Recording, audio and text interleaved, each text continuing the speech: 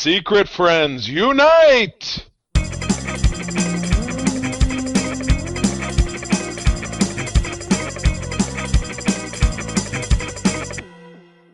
Welcome to the Secret Friends Unite podcast, episode 524. This is your guide to the geek side. I'm one of your hosts, Todd Oxtra. We are recording on Free Comic Book Day, the day before May the 4th be with you, where you can pay Star Wars a lot of money just because of a date that doesn't even matter. Joined by Charlie Carden. Not only May the 4th, which I'm very excited. I've been talking a lot on my socials about how April and I are hosting Star Wars Trivia at our local watering hole, but the costumers in the 501st costuming group celebrate 501, May 1 as their day. So whatever. There's a bunch of new Star Wars shorts that come out in the morning, animated shorts that Todd won't watch, but the rest of you can be excited because it's Tuesday. Remind me what that is again. What is that thing? Tales of the Underwear. I mean, the Underworld with Asajj Ventress. Is that is Cad Bane in that too? That is correct. Anybody else? Darth Maul, has he got like a thing too? Anybody else? I really hope not. But yeah, that'll be on by the time we listen to this. Are those like 8-minute long things? Or are they like 15-minute long? I would say 10 to 15. I don't know if, and there's 6 of them, so we'll watch them in the morning. But that's right. That's where Yaddle got her 6 minutes of glory and death. And yeah, she got crushed by a door. Spoilers. That was from a couple years ago, or maybe that's all you get. Yeah, it was from a couple years ago. But anyway, at some point we'll talk about the over on Holocron. But of course, for current, we'll be covering Andor. So yada yada yada. But anyway, great show today. We are spoiler/non-spoiler casting about Thunderbolts asterisk, given all the rundown about this film that we both have seen and a bunch of other fun stuff. But before we do that, as always, it's time to give homage to the wonderful folks that support us over at patreon.com/Secret Friends Unite, our secret friend super squad. These folks get exclusive shows, early shows, no ads, benefits, 7 days for free, 50% off your first month, and then stay on board for as little as $2 a month. We would just love to have you on board, just like these people. My buddy Derek Trevelyan, the figure dude, Francie, who does my wife's hair. She's getting her hair done next week. Very excited. Xbox expansion pass, Luke Lore, and my awesome uncle Tim, also John Sedorf, Brendan Myers, Corey in HD, Matthew Keel, my buddy Kurt Krug. I've got a funny Kurt story I'll tell you about later, but not on air, who helps us out with all these great interviews that we have on Patreon. Last night, Todd and I talked to writer Mark Guggenheim. Oh God, it was terrific. So you've got that was probably one of my favorite interviews just because he is our age. So he's kind of up to the same things. Yeah. And he was and he's very vibrant in making things that everybody loves. So he's so easy to talk to, love to share. Very, very fun guy. Yeah, totally love that. But you'll be able to tune into the Patreon and hear that. Our friend Tanya Lee, Chipotle Bear, famous Seamus, and getting his power this week, and we'll circle back in a minute. Cam, the movie man, stop clicking around. I can't read. Jay Newport, 007, and Prozac Man, a.k.a. Slash Darth Prozac. So circling back, Cam, the movie man, has been with us on Holocron. I'm thinking people's names. I get a mix up. Ring a bell? He was very good. Yep. I'm picturing him now. Love to have him on board. That was fun. But yeah, what do you think? He's got a power. Todd, has he been over on your show as well? Has he been on Co-op? No, I don't know. Would he be a good guest? I don't know. I've talked to Mark if he's a video game guy. Would he be a good guest? Would he be a good guest on SFU? If he is, let's have him on. Yeah, absolutely correct. But yeah, I did. That would be a Mark question because I've only met him the one time. But yeah, jump in. So, what power do you assign to? The movie man is very evocative, so it gives you a good place to start. Well, I have. Well, unfortunately, it would be like a very lame power. But if the days of Blockbuster was still around, his movies would always be rebound. So that's not a good power up though. Now it's kind of like irrelevant. So he gets like his secondary mutation, Charlie. So now. Evolving. Now, I don't think I've ever given anyone this power, but he is going to have the power to never run out of battery life, but he'll constantly be at 1% on his phone, which you can make movies with. So that 1% is like the anxiety killer, but it never goes out. So really, 1% is 100% because it never goes Correct. down. But you'll never be able to guarantee it, right? Because it's Right. like, well, what if my power dies out? I'm always on edge.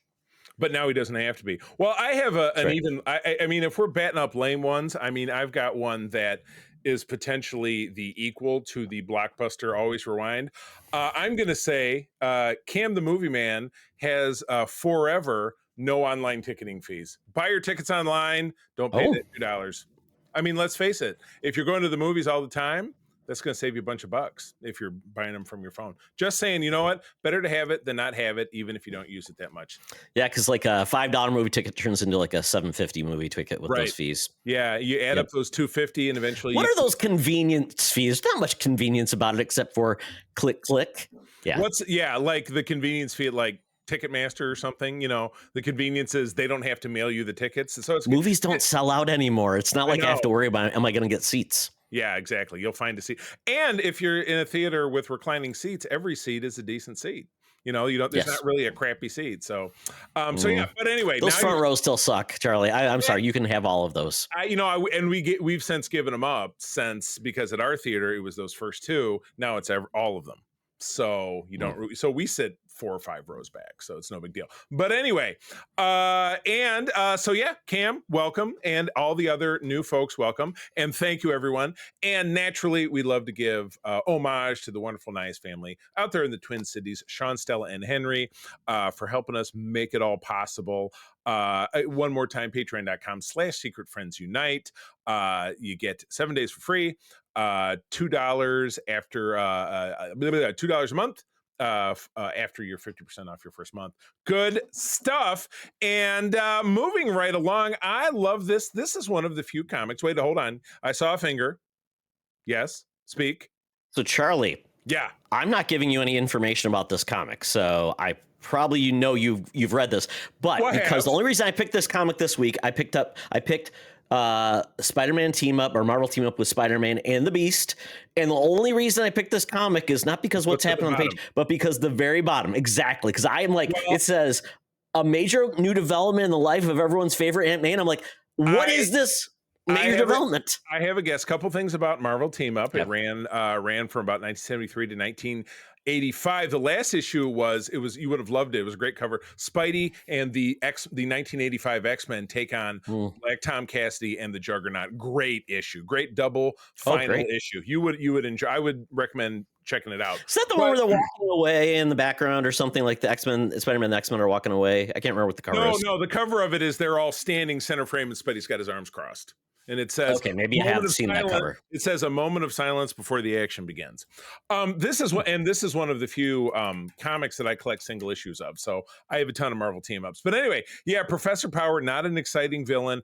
Beast is the guest character, but I'm gonna guess. So if this is, and again, it's in the narrow spine here, but 124. If it ended at 150, so I'm gonna guess this to be about 1983 or so.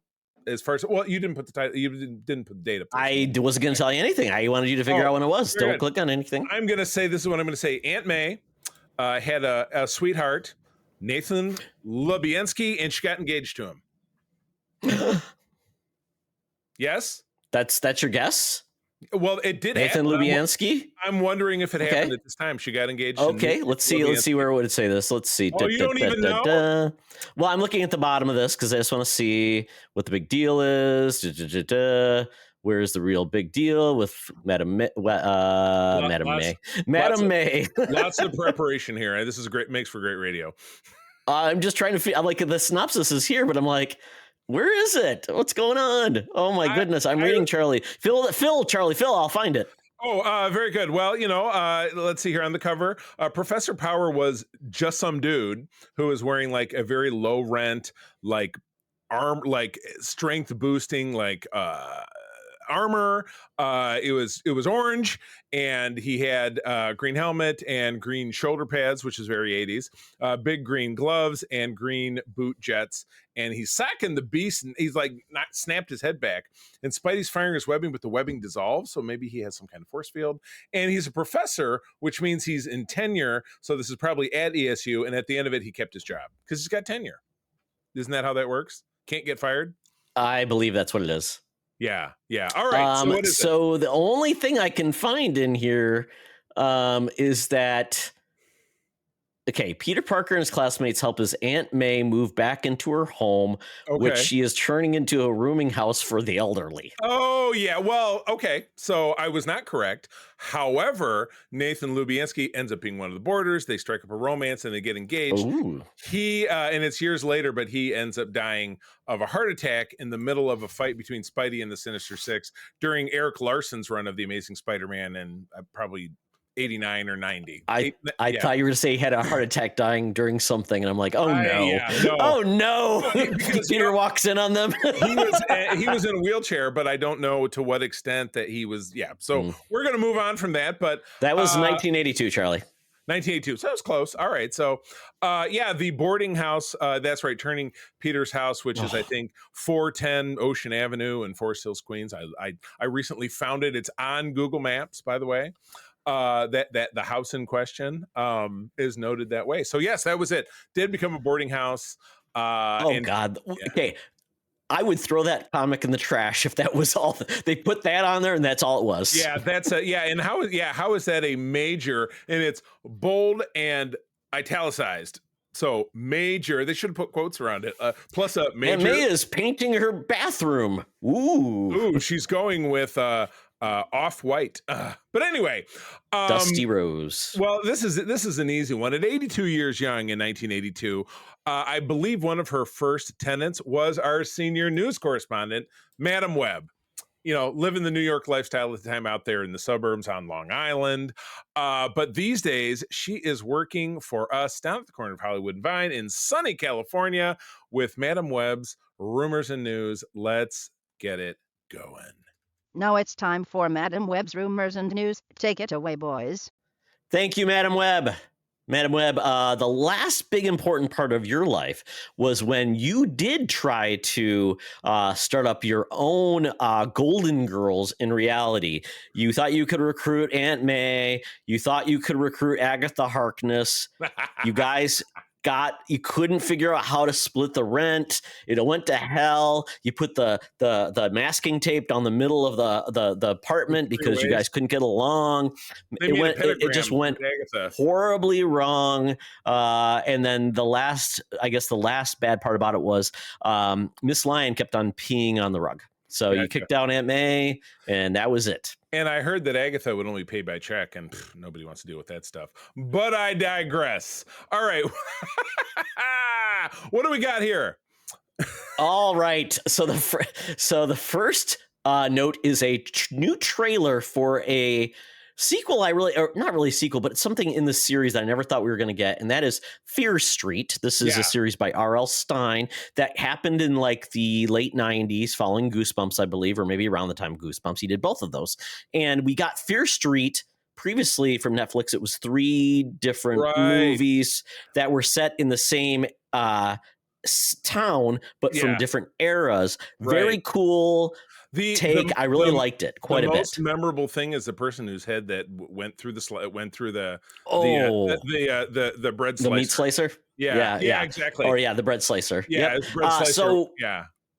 I guess that did really well, and we didn't know if we were going to get more adaptations of the Fear Street books. We're now getting Fear Street Prom Queen, and this looks like very much fun. Basically, the log line is it's an actual adaptation, which is cool.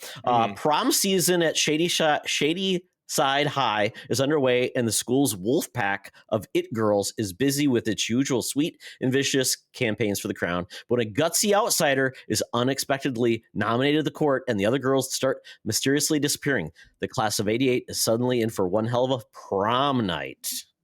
Ruh-roh. Oh my goodness. Yeah. So this was, I was trying to remember all the details. So we got that, what was that, 2-3 years ago that we got that? And I did love this trailer. It was prom part 1, 94, part 2, 1978, part 2, Part 3, 1666, which was very cool. That's right. Yeah, isn't that? I did love in the trailer that it says at one point from the twisted mind of R.L. Stein, and I'm like, wasn't Goosebumps like a kid's book? I didn't really, but I didn't read it, so maybe it was twisted for kids or twisted at that level. I have no idea. But yeah, this looks rad. I enjoy this kind of stuff. We enjoy the horror in general, the slasher stuff, and this is out Memorial Day weekend, so this is just a couple weeks away. All right, as we're recording this, yes.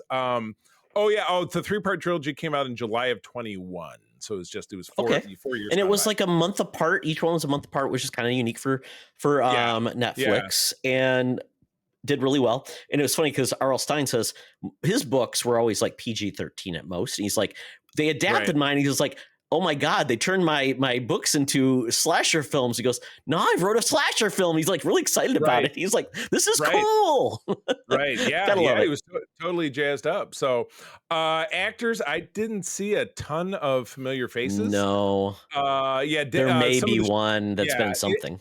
They had a couple from shows I know you've watched. Dead Boy Detectives, Paper Girls. I know that was one you enjoyed. I recognize Lily Taylor. American Pie. Oh, Chris Klein is in this, Charlie, from American Pie. I missed Lily Taylor is in this? Yeah. Oh, wow. I literally just said that. Catherine Waterston from Fantastic Beasts. Where Are They? The In the Case. And Chris. I like Chris Klein. Yeah, he's a guy. I think he had a big kind of career upset, and which is why we don't see him anymore. I think he was in that rollerball movie and it tanked out. I know that was one thing, but do you know one of the worst films he did? I think it was the Street Fighter Chun-Li movie. I believe he was in that. That's like literally one of the worst movies ever. Apparently, he's just horrific in it. I saw because I watch a lot of these Watch Mojos, like worst films of the 2010s or whatever, and that was featured. It was pretty close to being number one, if not number one. And Kristen Kruk was Chun-Li for no reason. Oh yeah. Very odd. Oh yeah. Here's one. Ariana Greenblatt, who was in Barbie and Ahsoka, she's playing Christy Renault. Very good. So that'll be fun. So yeah, just a couple of weeks from now. And this is a single, I already closed the link, sorry. A single film. So this is not a single film. And the killer, the slasher killer, is wearing like a red, like Gordon Fisherman suit, wearing a mask and uses an axe. So yeah. Okay. Yeah. So this should be a fun whodunit, and it'll be Chris Klein. I'm trying to, there you go. Why not? Yeah, he's got nowhere to go but up. And speaking of nowhere to go, there's a sequel coming out to a film series which I've seen at least the first one. Todd, have you seen the first? I've not seen any, but I'm like, I don't know why I haven't. They look like they're just a fun heist romp. Yeah, we're talking about the Now You See Me films. I know there was a second one. It has, in order of likability, at least from where I'm concerned, you have Woody Harrelson, who's adorable. This is from the original film. Isla Fisher, who is adorable, and Jesse Eisenberg, who I'd liken to Tom Cruise as much as I don't like him. I really can't stand him. Drives me up the wall. Really? So, yeah, I don't think I saw the second film, but those were always a little bit more lighthearted. But they're coming back with the sequel. Throws Morgan Freeman into the mix. Likes that. Throws Justice Smith, who was in Pokemon, and he was in one of the Jurassic Worlds or whatever it is. I like him very much. But you're taking this from a simple, like, hey, we're magicians, whatever, and they turn it into Fast and Furious for magicians is pretty much what I got out of this trailer. So love it. Yeah. So I'm all in. I just don't know. I don't know if my dislike of him would throw me out of this one, but yeah, it was. Oh, and Rosamund Pike is the mark or the villain, and I've never felt the same after her about her. And after that, what was that? Gone Baby Gone or whatever, where she fakes her own kidnapping and ends up killing Doogie Howser. Did you ever see that movie? It's the Ben Affleck movie. I never saw it. I heard it's very good though. It is very good, and I just ruined the twist for you. Apologize, but I'll bet you'll live. But and Dave Franco is the last of the only Franco that has a career. Sadly, yes, yeah. I know that the who's the other Franco that has kind of torpedoed his career. Frank Franco. Frank L. Franco. That would be what's his name? You can't remember his first name? What's his name? The first Osborn kid from the first Spider-Man film. Oh yeah, it was James Franco. Yeah, there you go. he's persona non grata for reasons that we don't need to talk about, or so I've heard. Bad dude. So yes, noticeably absent from the trailer is Mark Ruffalo, who's a part of the previous two films. I don't know. I like Mark Ruffalo. I don't know that's gonna say this for me. This is a Lionsgate, and we're getting this just before Thanksgiving. So I don't know, man. You know, I'll tell you this: if you ever jumped in and watched the other films and wanted to watch this one, I'd go for it, and we can talk about it. But if you don't, there's a lot of those series that I'm just like, I've never seen the movies. I need to like 28 years later, I never saw the second one. So when we do see the third one, I need to watch the second one, and maybe we'll just talk about all three of them at the same time when we review that film. Yeah, we could. I didn't necessarily get the feeling that a lot happened in the second one, but then again, I've not seen either one of those probably more than twice. You haven't? Okay. More than twice. I've seen them. More than but you've seen them both. Okay. So yeah, I'll catch up. So. I'll watch probably just watch the second one, watch a recap of the first, watch the second one, and then we'll do that. So, and I will watch these movies too before this comes out. So I'm making a pledge, Charlie. I need to watch all the Final Destination films because I've never seen any of them. So I need to do that too. They are on my Fandango at home. You're welcome to log in and watch all 5. I'm sure they're on everything. Yeah. So I just need to watch 4 of them. Yeah. Is there 4 of them already? Then this is the 5th.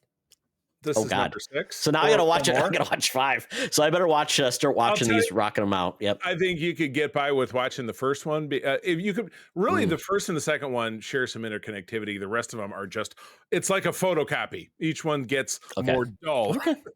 But anyway, so yes, you have an article here. Summer movies are back and popcorn buckets are out. Now we got our summer bucket at our theater, which is just a bucket it was Thunderbolts, just a picture with the side on it, but it was not fun and cool like this one. One thing we did get was, because they were literally giving them away because they were all out of them, was a plastic Venom 3 cup with the bottom portion of it was translucent. Venom's little head was in there. So I thought, well, they're giving it to me for free. I'll take it.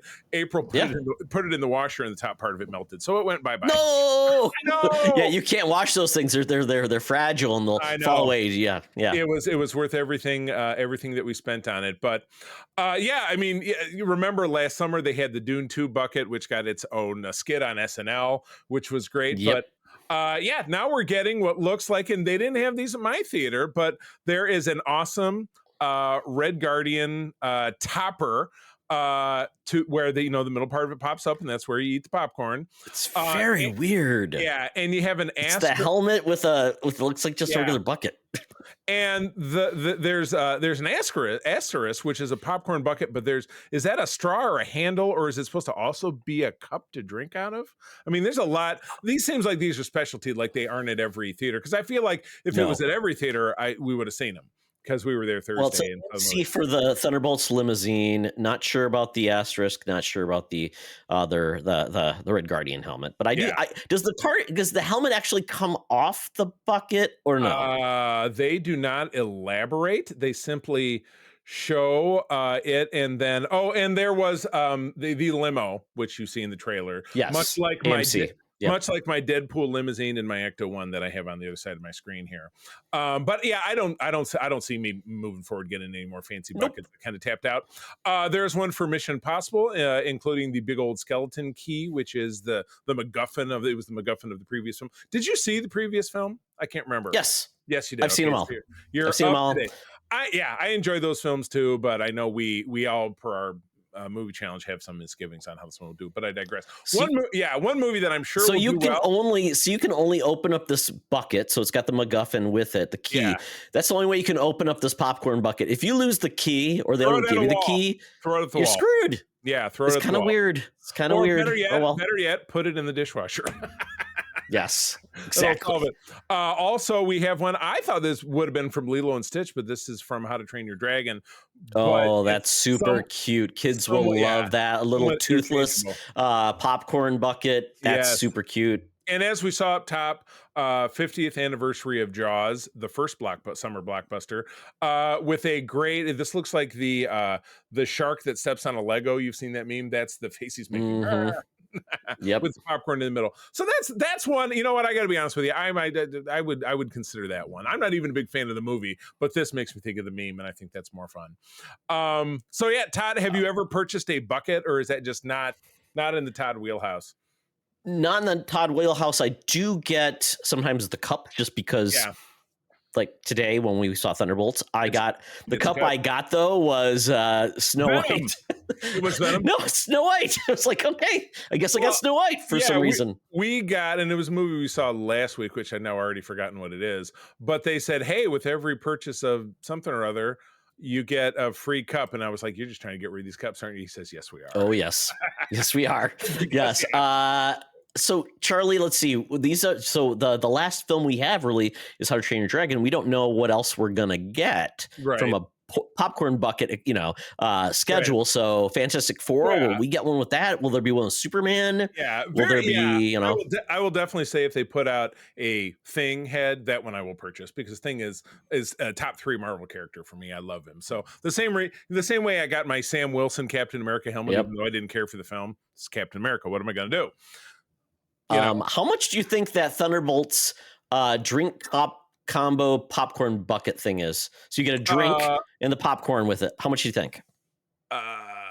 So you do think the asterisk thing? Are you talking about the asterisk thing being a drink bucket? Because they both look like popcorn.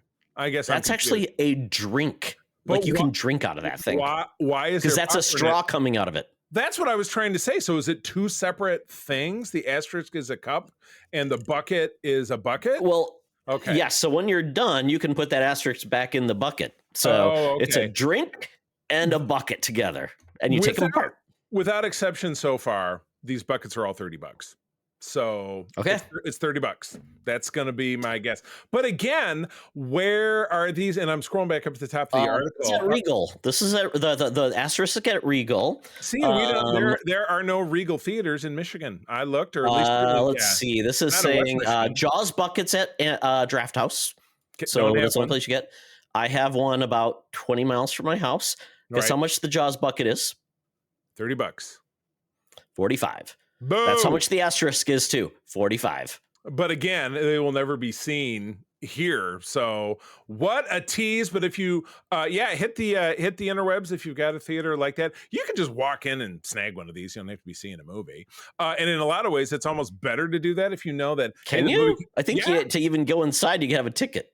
No, walk in the front door of a theater? No. I don't think so. No, to even get to because they don't even let you through unless you buy your ticket. Well, I've never had that issue because I simply walk up to the counter and say, because you can buy a ticket at the counter as opposed to like buying. They sell them at the counter versus just concessions? Correct. Yeah, they do. Oh, I've never bought anything at a ticket counter other than tickets. They never. Oh, yeah. I mean, the days of having 2 separate ones at our theater, they used to have 2 identical setups, but in leaner times, they've collapsed it down to just one. But yeah, it's all one and the same. Tickets. Oh, not ours. Yeah. Tickets is over here. Concessions is over there. So it's about. I don't think they're selling the buckets there. It's about streamlining. But yeah, for example, yes, that's what I've done. So I have stopped by, and I made the mistake when we went to go see episode 3. Not that was the mistake when we went to go see it. That was what we saw. We went to go see that. We went to go see episode 3 earlier this week. Did they do buckets for episode 3? They had Vader heads that were drink cups. You see Todd rolling. Like we don't have enough Vader helmets. But here's the thing: when I saw that because I was making a sales call there because I sell I do food equipment, so I stopped in to make sales call and I saw those were over there and I'm like, oh, maybe I should go pick one up, and I didn't. Came back from the movie, they were gone. So limited quantities, except if it's a Venom cup, and then you can just simply dispose of it if you need to. So anyway, how much are they going for on eBay? That's the real question. Very true. All right, so we got a 1-2 shot of X-Men articles. Ryan Reynolds and Mr. Hugh Jackman swept the world last year with Deadpool and Wolverine, a movie that everybody loved.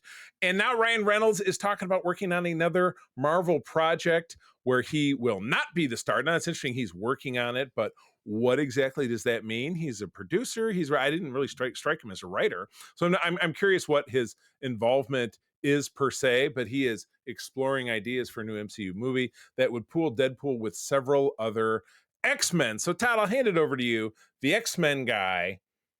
What do you think about him being involved in this fashion and having it be Deadpool and a cadre of X-Men, but not an X-Men film? How that works. I mean, because right now, Deadpool has always been the central character with friends, Deadpool and friends. In this instance, I mean, can you just have Deadpool be along for the ride like you would have with other characters? Is he okay with just having quips? I just feel like it's like a toddler would keep saying, "Hey daddy, look at me. Hey daddy, hey daddy, hey daddy." Like, I don't know how you manage his mania. Yeah, it seems like a hard thing to do.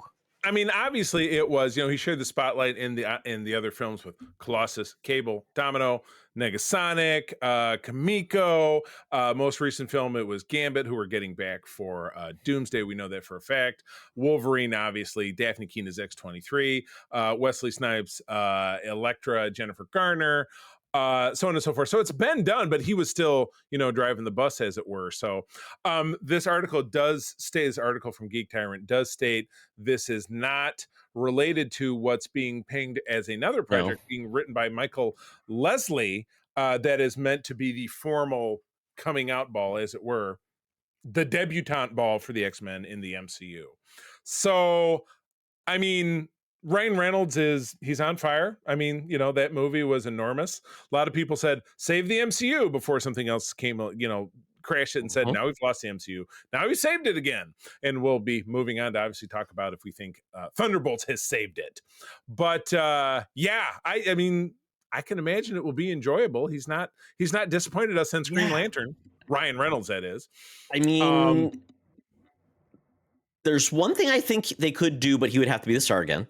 Or maybe not the star, but he would definitely be like the central Deus Machina for it, which would be Deadpool kills the Marvel Universe. We've seen that. But I don't think you can do that so early. Are you going to really kill everybody right when he does run him back? I don't think so.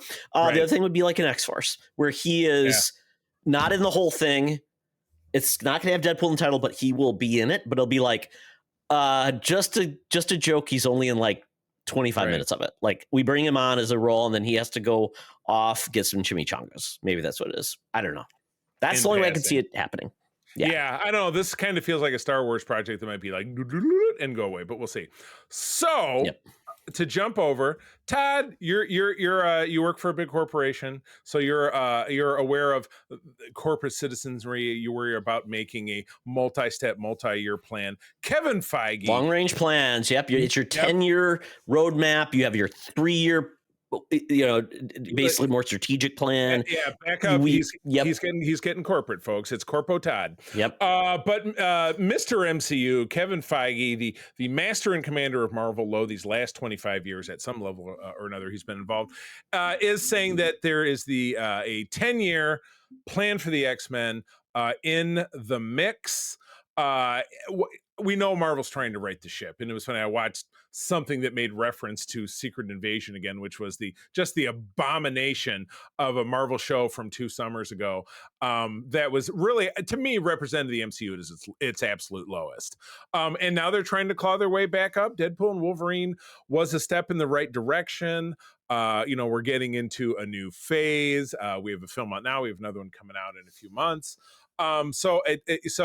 The quote, and this was an article with the Wall Street Journal, Feige is leading an internal overhaul aimed at getting the studio back on track, the 10-year plan. So, Todd, what does a 10-year plan for the X-Men look like for you? I assume it's going to be like what he mapped out for the MCU to get to the Avengers. The Avengers. I think that's where we'll be. Like, what is it was like a 5-year plan in that case, but yeah. Yeah, I would say that's where he's looking, because it's the reason it's a 10-year plan is because you're not going to have X-Men films every year. It just, I don't know how they do it, right? So you're going to have maybe every 2 years. So then you have maybe 5 films, maybe where X-Men show up in other things. So you're basically building that, and then maybe you have some like MCU series, which are other things too that could then layer on more details of the X-Men. So I am curious how they're going to do this, but I'd rather have less good than more bad. quality, and they even mention that this is the post-quantity era of Right. Marvel, which makes total sense. Yeah, because If they do bubble it up to talk. Remember, Dark Overlord Bob Chapek of Yep. Disney and his demands for content, which led us to the toilet. So yes. this So is if we this is flippity truly flop. aren't getting a X-Men focused film until post Doom, then at that point, I'll be interested to see where they take it, where the X-Men are started, and where they want to go. But I could see the approach of X-Men where you have like the books, Uncanny X-Men, then maybe you have X Factor, X Force, or something like that, The whole- where you maybe have two teams and focus on them. Maybe that's how they approach it. But I could see them doing something like that. Maybe even having like a New Mutants where you have like the oldies and the class. Maybe one focus more on the school again, right, with younger The young mutants. ones. That could be fun. I will wrap this up by saying some names have been thrown out. Sadie Sink is Jean Grey, which was debunked. She's going to be in Spider-Man 4. We have a Jack Champion and Harris Dixon. Don't know those names. Have been eyed for Cyclops.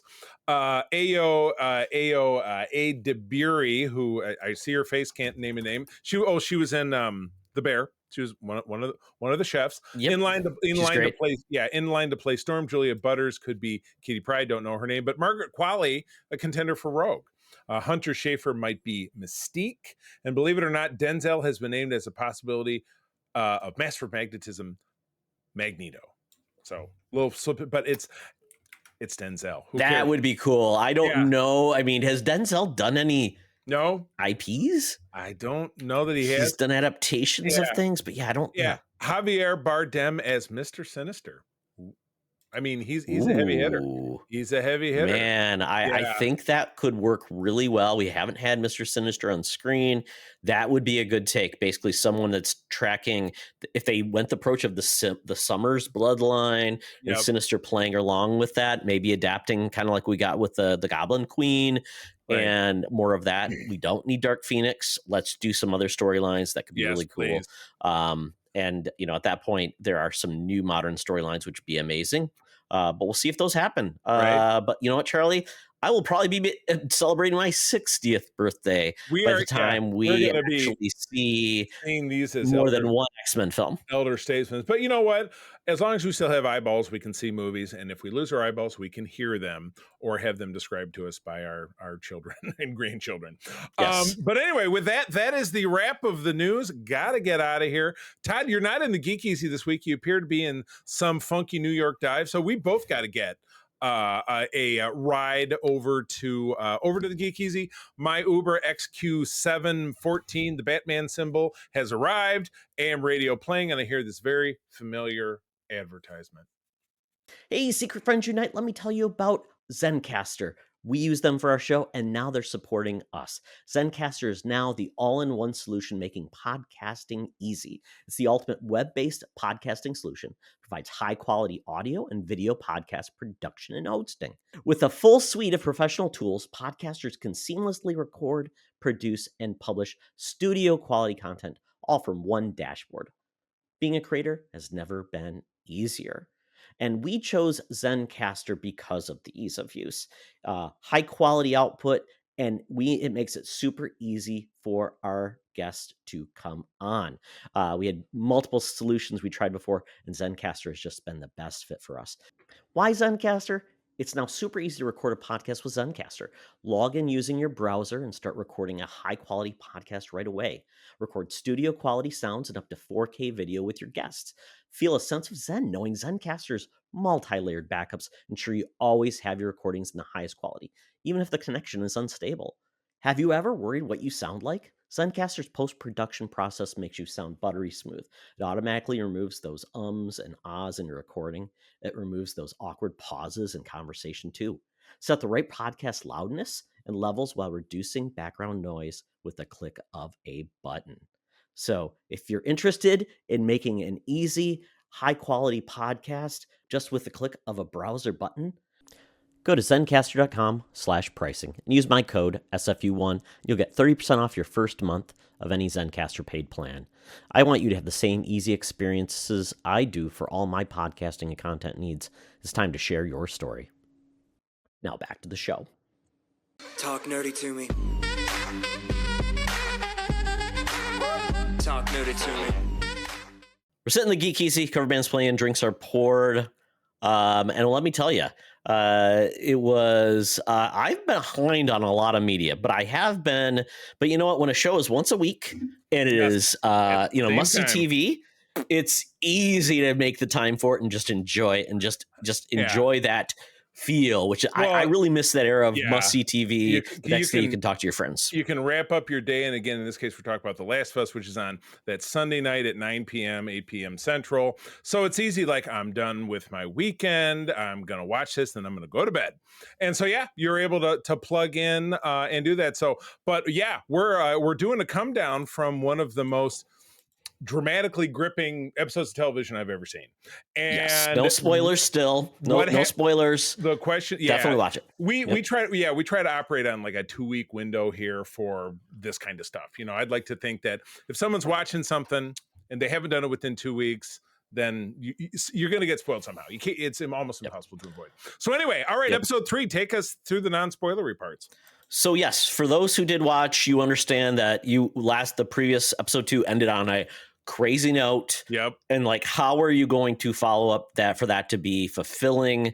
Yep. And really carry you forward. And episode 3 felt like an epilogue episode, or when you got Game of Thrones or something like this is the episode where you kind of feel like, what is the new status quo? The aftermath. And we're in a rebuild era, and can we move on? What's going to happen? And not only did we get kind of a feel for, I think a lot of people know this is where the season is going now, which is cool, but we also got some really good character development along with some certain characters. But now we were also introduced to a new threat and a new group of people, which I feel like I'm curious how this is going to land, because I will say this: in the video game part 2, there was a part of the game I felt like was just like thrown in. I'm like, I can see there's more to this, but it was just so short that, and I feel like this is where they're going to build that out, which is a good thing. So so you're right. We do have a new paramilitary organization. Don't need to get into it. And we do find out, certainly through watching the trailer for episode 4, which will have aired by the time you're listening to this, where we have a new, very kind of almost Negan-ish like character in the form of Jeffrey Wright. And it looks like we see him in present time. Some of the clips made it look like it was a flashback, so maybe we're getting his story at the same time that we're introduced to him. But it's also part and parcel to some things we've seen in the trailers, where there's a physically abused person who's naked in a corner that he's standing over them. Obviously he's been throttling them, torturing this person. So he's not a nice dude. I don't know that means he's the head guy. I don't know if it means he's muscle. I don't know if he's Negan or if he's one of the other guys comparatively to The Walking Dead. But this new paramilitary group seems very terrifying, and they're massive. Our people riding off into the sunset to revenge are gonna get a little bit more than they bargained for. Yeah, and as you remember, like the first season, you knew there was very strict military organization that were trying to keep the world together. The Fedra. And our players all went to the West Coast. Right. So when we did that, so we've been kind of away from, except for when we landed in Kansas City, at Kansas City, that was bad too, but still not completely tied into as much reality as the East Coast, where it's more formulated, more people closer together. So it is interesting to now seeing parts of the world being a little bit different, and so we're going to see this happen. There are certain parts of this where it was really cool the way it was laid out. So we are going to see some really cool stuff, I think, and I'm glad this is happening. And this is the way you're going to make this show go on for at least, another season after this. Yeah. What they do if it goes beyond that, Charlie, I'm guessing they will just say, going to. I hope it doesn't turn into Game of Thrones where they're just willy-nilly. Well, the Neil Druckmann, who basically created the games, created the story. I'm assuming he's got ideas, but he just realizes the video game is going to take me 7 years. Yeah. So The last one was finished in 2019, 2020. Okay. So by 2027, we might get the third game if he wants to make one. But he's already announced another game that's coming out, and it's completely different, Charlie. It's an intergalactic. It's called Intergalactic, and it's in space, and it's crazy, and it's weird and fun. So it's the part of this, The Last of Us in Space, or no, Okay. not at all. Because before this, they made the Uncharted series of games. Oh, so very good. Okay. They don't always make. I mean, before that, they made Crash Bandicoot. So, okay. Well, I would love to see Tom Holland and Mark Wahlberg and Crash Bandicoot show up. What do you think? Could they be the people? I think it all works. Behind it all? All works. Could they even be in they'd be Uncharted, people at the video game, they played like the characters like Nathan Drake and his daughter were playing Crash Bandicoot in the game, which was so fun. So yeah, I am so excited to see where this goes. It's 7 episodes long this season. Yeah. The next season is 7 episodes as well, which is just like, wow, we're getting shorter seasons, and I don't know if we're going to see this again until 2 more years. I hope we could get this every year, but I know that's probably it's just not realistic anymore. And do keep in mind the strike was in the middle of it, so that threw off literally everything. So we'll find out. But again, over on Max, 9 p.m. Eastern, 8 p.m. Central. 4 more episodes left. That's just sad after we waited so long for the last season. But you know what? Here we go. Let's enjoy it while it lasts. Take it what you got, and you can always go back and enjoy it again, which we did. Exactly. So, all right, we got kind of a lock it in here because we were both out today enjoying Free Comic Book Day. Yes. So, Todd, you have a new favorite shop. I know that you chatted with the owner. You dropped that over on our network feed with the spotlight. So, tell us about your experience over there at that shop. Yeah, so Story Arc, if you want to, it's live now with ads. It's free for Patreons if you want our spotlight on Story Arc. It's a new comic shop in Savage. It's basically 2 miles from my house. It's great. The owner is fantastic. Wait, don't tell them that they'll backtrack it and find your house.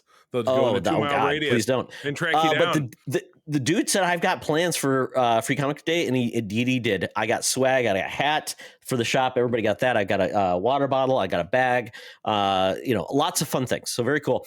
But the comics, he had lots of great Free Comic Book Day comics. He had people dressed up as Spider-Man and a Captain America costume. He said he actually bought the costumes for them, and he said there's whatever version he did, it was pretty good. I looked at the costumes, and they looked pretty sharp.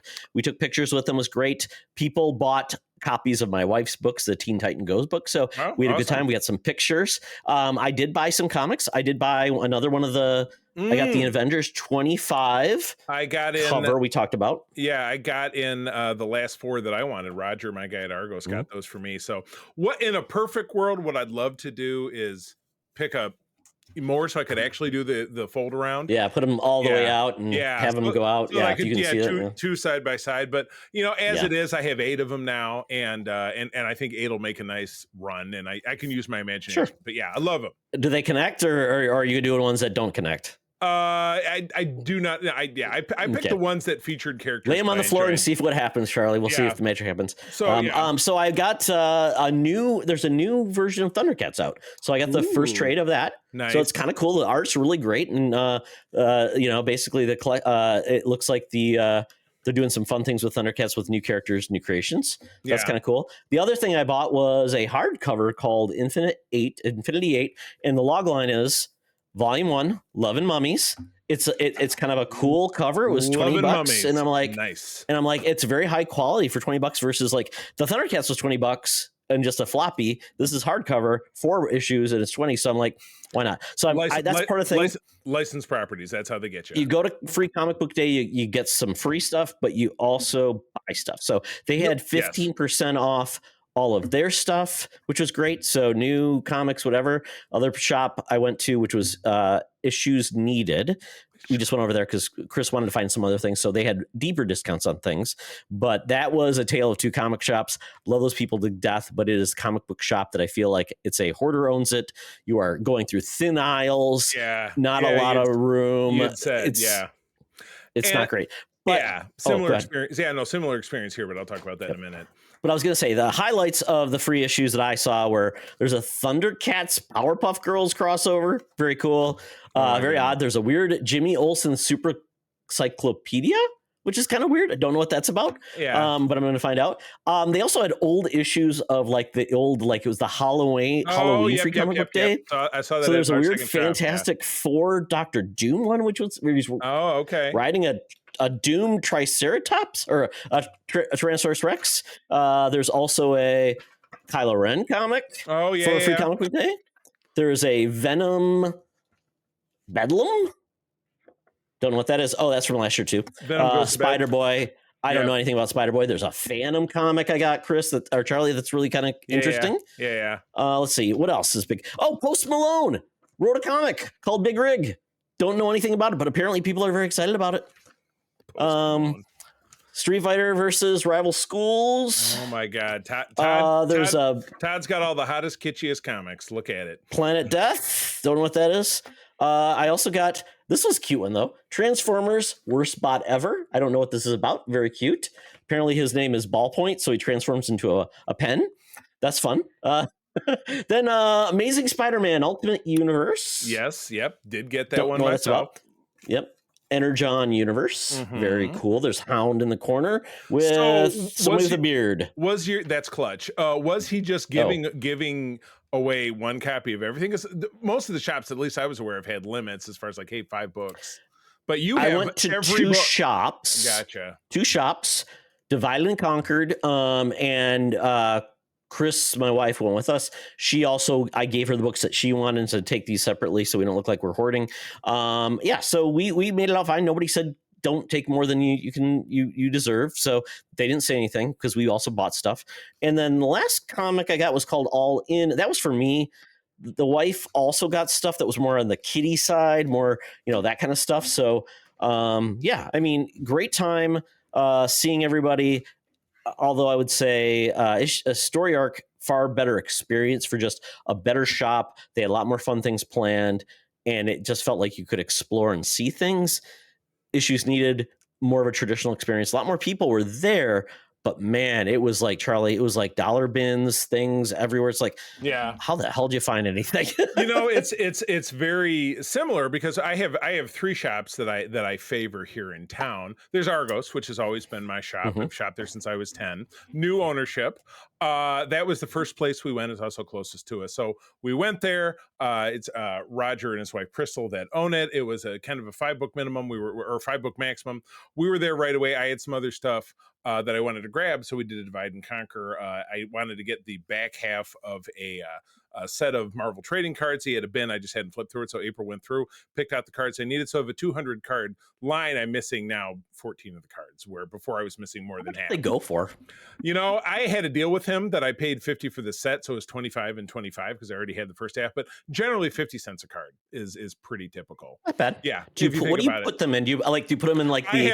I got like the pages with the individual. Like is it 9? It's the 9 slots. Yeah, just like You do back to back, or you let them lie. Nope. Front only. Yeah, front only, because the back has, for that 90, this was the 92 series, which was the last of the 3 series of Impelled by Follow. They have stats on the back like baseball cards, like here's, energy projection and strength or whatever. How will you know what they do if you can't see it? Exactly. Yeah, so that's what would bother. So I did that. I picked up that Amazing Spider-Man / Ultimate Spider-Man. And again, all of the books, really, especially the Marvel books, just gave you a little taste of something that is in the mix right now. So ASM volume, God, they're up to volumes either 7 or 8 right now. They launched volume 7 or 8 with the new number 1 last month. And it's funny, I have issues 1 and 2, even though they're not on Marvel Unlimited, because I bought these variant covers, which is what you were just talking about with the official guidebook, the Avengers one that you got with the, I'm forgetting the guy's name, the chibi style. So now I have 1 and 2. So what's nice is that the Marvel books do come with the code. So you punch that in and then it's on your Marvel Unlimited. You can go ahead and read it. I completely forgot about that. I didn't even realize that. Yeah. Do they still do that? Yeah, they sure do. Where's it at? End of the book? You flip through. It's in the last quarter of the book. There's a peel off. Yep. See it? So go and man, Charlie, I won't have a mint book anymore if I do that though. What the book? Buying a comic book is like buying a car. It's worth 20% less when you take it out of the store. What is even going on? I looked at mine. There's nothing there. You know what? This is so weird that you mentioned that. They do it 2 ways. You can either get the little peel off thing that I mentioned, and with the books I got last time, some of them you have to send an email to get a code, and I have no idea Well, why. this, They do it two says ways. scan the QR code here or go to marvel.com, redeem act Exactly. now. It's so hard. Yeah, it's like, oh, no, there's no thing. It's very onesie twosie. So the ASM one was like that. The Fantastic Four, they have a new number one. I think it's volume 9 because I was looking it up. Comes out this summer. So we got 5 or 6 pages of that, and then backed it with Giant Size X-Men number 1 new. Which told kind of a cool story that I would like to follow through about, but I won't spoil it. You should go pick it up. Next week, and again, this came up in our conversation with Mark Guggenheim, Volume 3 of Marvel Star Wars comes out. This had a portion of the first issue of that, along with backing stories of 2 other of their ongoing series. And then I did grab the Young Jedi Adventures. Mark and I have talked about that over in Holocron. It's very fun. And I ripped through that. The back half of that was Avatar, which I didn't bother with. It's just not my scene. And yes, also at Argos, I did grab a couple things out of the dollar bin. I had those 4 issues with the Marvel Universe cover that Roger had. Probably I saw Secret Wars number 1 just sitting there for I think for $1. Oh, like, oh. Was it the facsimile version or was the original? It couldn't have been the original. No, it was the original. It was the original. Must sitting have there for 75 cover. cents. I'm like, yeah, not great shape. I was gonna say I did get some other ones. I'm not sure where they're here, but I did get that Fantastic Four one, a couple others.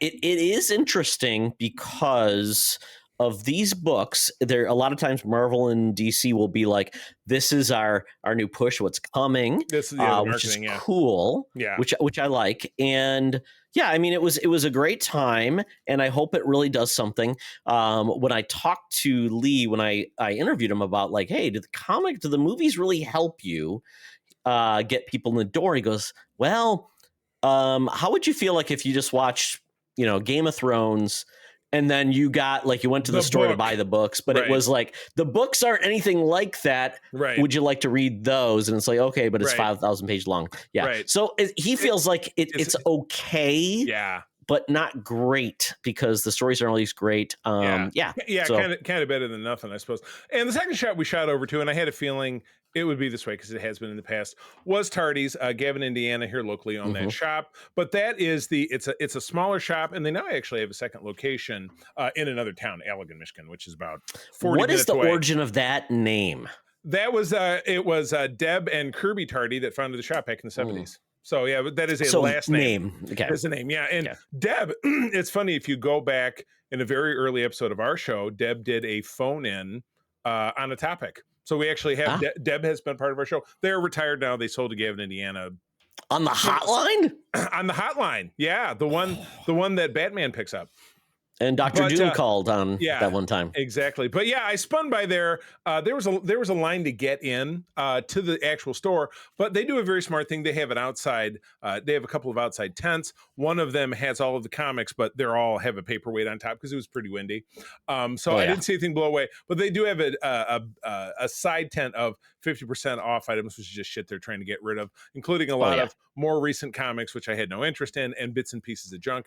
I milled around that second one. I said hello to a couple of people that I knew, and then we left. There was also people milling around from 501st and Mando Mercs, but their shop, I like their shop, but you really don't want to go there when there is a large crowd because it's a narrow rectangle. Gavin, Indiana, very nice people. I'd love to pick through their bins, but they do have an anniversary sale. They do an anniversary That's sale. your personal, Charlie. You're going to pick through their bins? Oh my goodness. I ask permission first. I was going to pick through their garbage bins, but they had about 25% off, which is all well and good. But yeah, I'm in the point where I'm kind of hunting and pecking, looking for certain issues. So, and the third shop, which is on the north end of town, they didn't have any sales, which is fine. But they also have dollar bins as well, but I just soon go on a weekday when nobody else is there because there's no other benefit. I didn't need to get all the comics. I got the ones I wanted. I also did pick up the Energon one, which had that story that you described, and it actually picked up where the most recent issue left off, issue 6 of G.I. Joe, where you saw Clutch, who is the driver of the Vamp. It was the first G.I. Joe Jeep. You've seen him before. Meets up with, I was going to say Scout, but it's Hound. Hound is the one who's the Jeep. So and then there is no Scout. Yeah, who is Scout then? No idea. Good guess. I don't know. GoBot, Charlie, that you're pulling in? But I would say, Todd, read that first story because they introduce a character in there that is a gotta get caught up, Charlie. No, I'm just talking about the comic that's in your hand. Because there's really? Okay. Yeah, there's Is it going to spoil me if I'm not caught up? No, not at all. It actually has almost nothing to do with the regular series, but it's they sneak in a new character introduction that is a nod and a wink to a figure of a beloved franchise that Hasbro acquired, and they released a figure with the G.I. Joe 25th anniversary series back in 2007. You'll pick it up. I think that'll be fun for you. So yeah, excited about the new Star Wars comic. So this had the first 5 pages of that. I've actually also been reading there were three miniseries that leading up to this new series that cover the immediately after Return of the Jedi, which is also interspersed with books and different stuff, all the continuity of Marvel. But I've been enjoying those, and then this just continues with that. Luke has a new kind of sidekick who's a rebel pilot, so they're off on adventures together, and it's kind of cool. I thought you said a side piece. I'm like, yes, Luke gets some. You know what? It wouldn't even be a side piece. Luke doesn't even have a piece. How can he have a side piece? I feel so bad for him. That's what I said. I gotta love it. That's what I said. I was flipping through it, and I was telling April about it. I'm like, I'm reading this miniseries, and he's flying around with this pilot, and she obviously survives because she's in this new issue. I said, are they going to hook up? Please let them hook up, because I feel so bad for Luke. You don't want Jedi to become like priests, because that does not go well. No, I really don't think so. But anyway, so that wraps up. I was going to say one last thing. Charlie, when you're done with your free comics and you need a place to put them, go find your like local small library that you see in neighborhoods.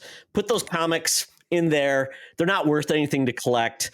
Yeah. Put them in there. Make sure they find a good home. Or if you know people with kids, give them those comics. Yeah, I connected with my buddy Derek, our figure dude, and I know that he made it to Tardy's later in the day, so it probably wasn't too crazy. But yeah, I offered him my Young Jedi comic just in case when he got there, because he has kids if they didn't have it, and they're big Star Wars people. So, but yeah, we'll see. I'm not just going to throw them away because that's nasty. Something good will come of them.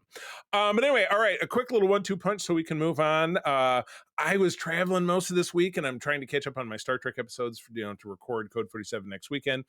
But we've been following the show on Peacock. It is it just feels like a spiritual cousin. Did you ever watch the Mayor of Easttown that had? I never did. I've heard it's really good, though. It is. So this is in that vein, set in the mean streets of Philadelphia with people who really, really practice that Pennsylvania accent. But the star is Amanda Seyfried. Siegfried? Not Siegfried. Seyfried. Siegfried and Roy. Yeah, exactly.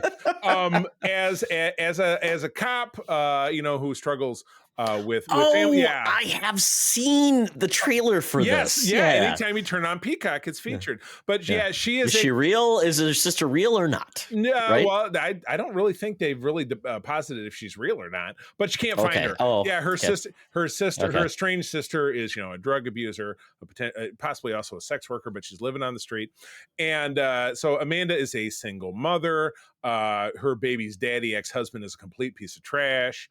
Her dad is also a pivotal character, but he's pretty grumpy. Good. Yeah, and it's all about her conquest of but it's just so funny when she gets herself into scraps, which happens. We're on episode 4 or 5. When she gets herself into scraps, she's like 5'2" and 98 pounds. There's this one scene where she has to break up a domestic dispute, and she motions at the guy with her baton. He just grabs her and smashes her into a wall and is choking her, and she finally gets her taser out and gets him down. And I'm just like, but I was like, she walked in without her weapon drawn, did not have it in battery, was not ready to protect herself. No taser ready to go. Yeah, I can't believe she was. Yeah, so that was. But yeah, it's just like. But the taser got the job done. But I'm like, I've known cops and I've had a lot of pistol classes. You wouldn't enter. I was gonna say a lot of interactions with cops. Charlie, what are you doing? I've been tased. I've been, Nope, not beyond. What didn't we have a cop related experience back in the day? Oh, it's when I got gassed in the MSU riots in '99, but you weren't there. I was just walking by. I was an innocent bystander. Sort of. I was just walking by, officer. I wasn't trying to throw a keg or throw a fire, put a couch on fire. I wasn't throwing a keg through this window. And what was this? Nope. What was the Cedar Creek? What was the Skeevy apartment complex down there? Yeah. I know what you mean. Yeah, exactly.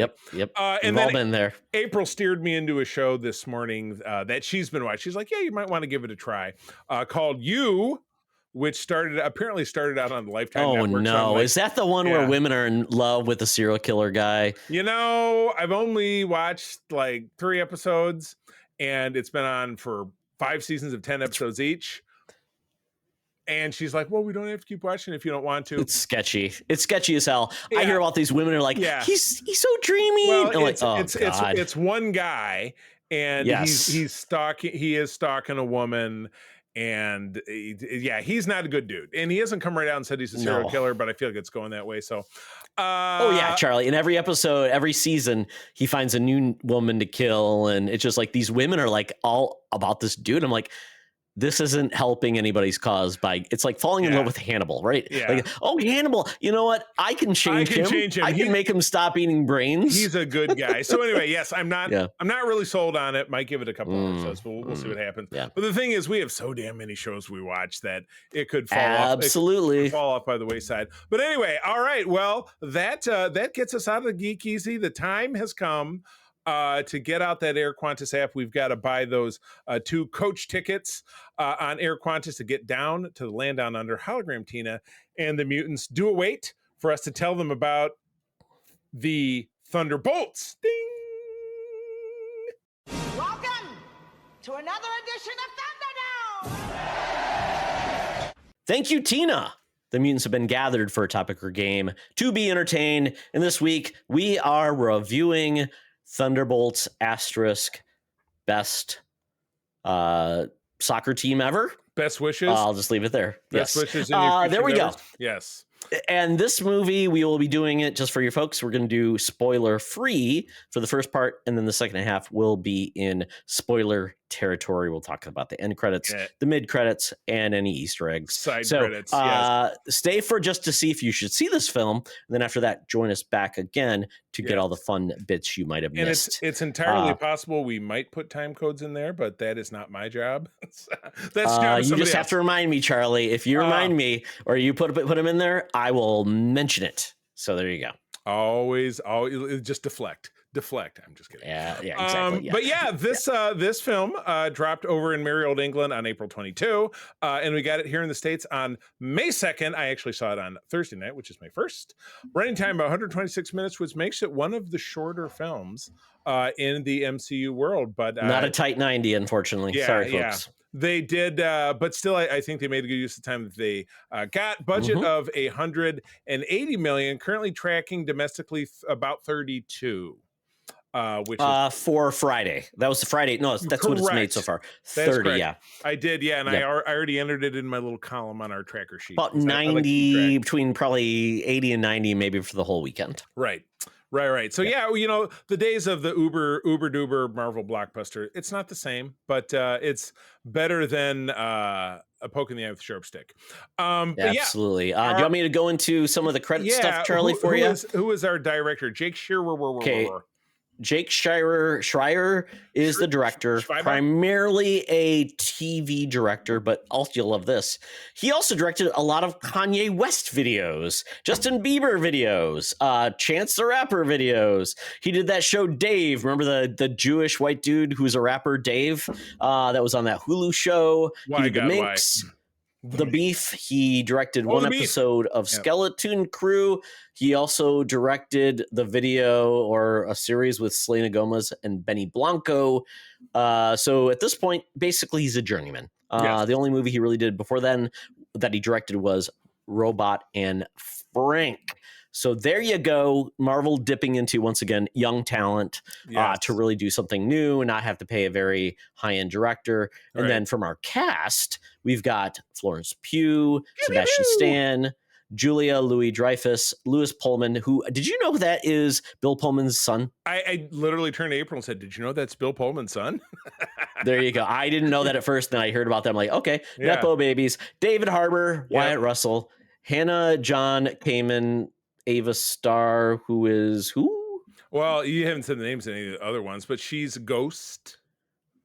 Oh, that's From interesting. Ant-Man and the Is Wasp. Ghost's real name Ava Starr?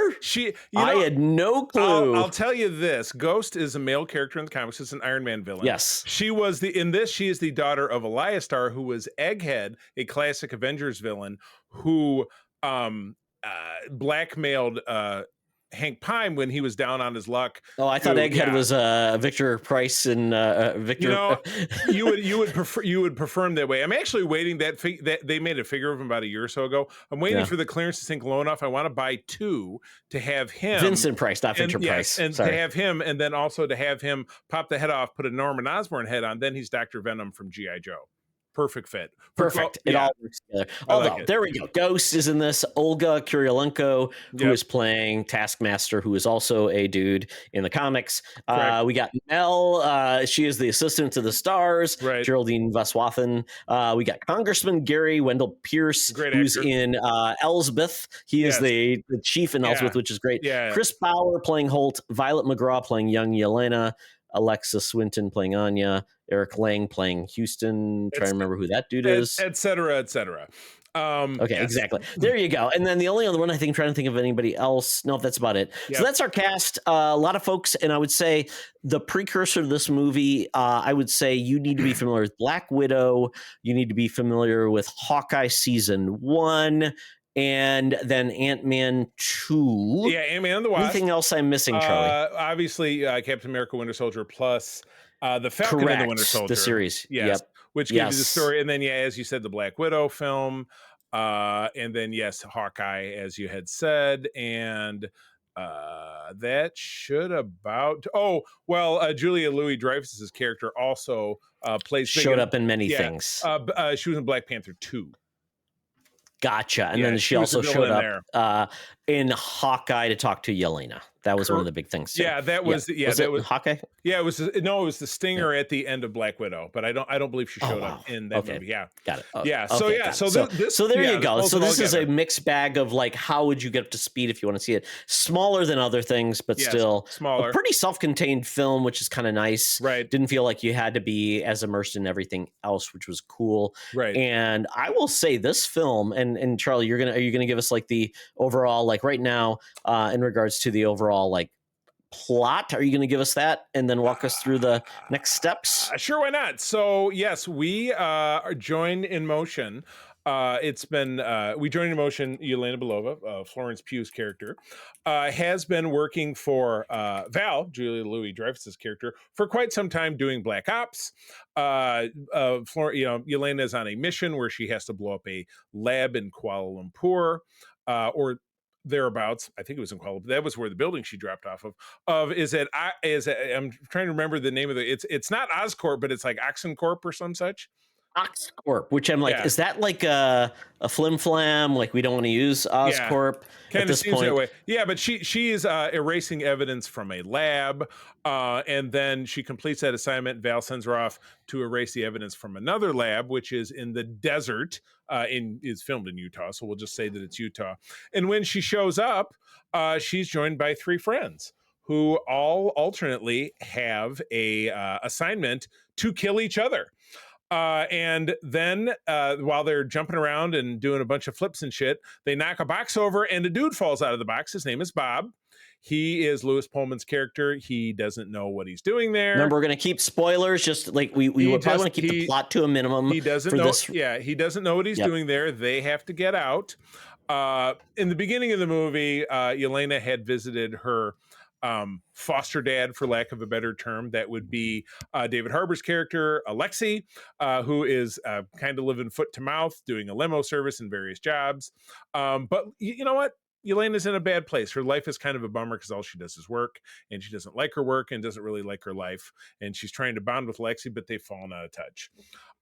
So she rolls onto the assignment. Things go wacky. And Bucky, by the way, he is a congressman, and he is kind which you saw in the last Captain America film. We learned he was a congressman, which is great. Yeah, we didn't representing his district within Hell's Kitchen. Somewhere in New York, Yeah. potentially. I would say probably Brooklyn. He Yeah. is hip to the fact that Val is maybe not such a great person. So he is making conversation with Mel, the assistant, and he knows through this and that, he finds himself in contact with the other characters, and they realize they've got to team up to stop Val's big plan. And that's the spoiler-free version of the movie, as near as I can recall it.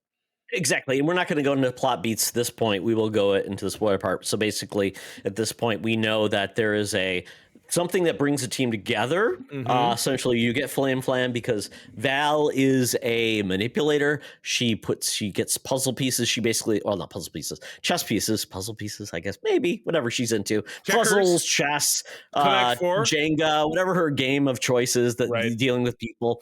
But that's what it is. And then she's got essentially hooked up with various people with let's put it this way, nefarious backgrounds that she can manipulate to achieve what she wants to do. She's currently the acting CIA director. Is that what her title is? Yeah, and under investigation from a congressional committee. She's up for impeachment. By Wendell Pierce's Congressman Gary. Great name.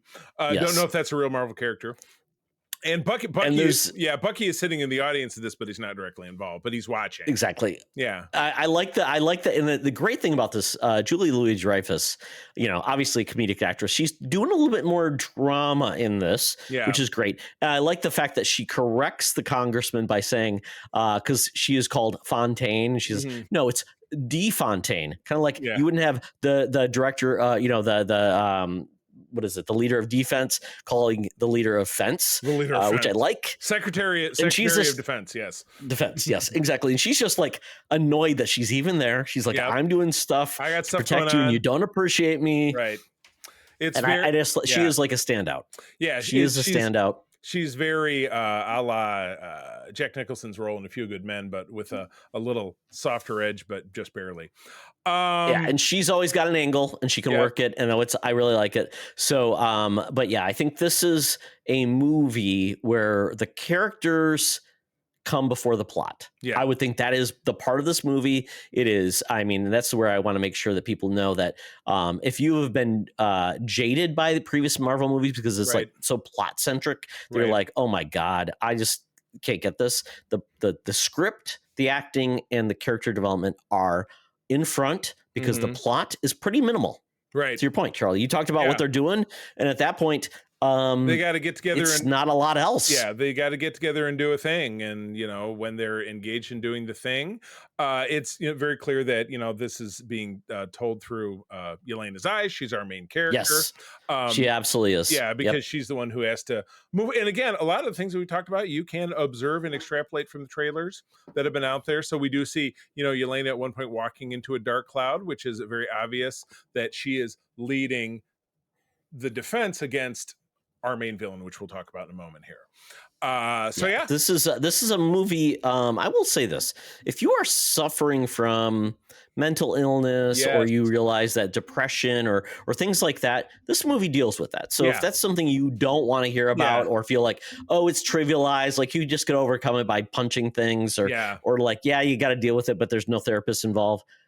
Totally get that. So I would say if you're not wanting trivial or trite notes, even though I think this movie does a good job with dealing with that. I think very good. Yeah, absolutely. But if you'll be pissed off, like, because I'm suffering through that and I don't want them to make it seem like it's an easy battle to win and everybody's okay after that. So I totally get that. Yeah, I absolutely think that the movie really doesn't make it okay. I don't think so either, but I think some people could say. The way that I think, like Deadpool, for example, didn't trivialize his problems, or at the end of it, everything wasn't perfect.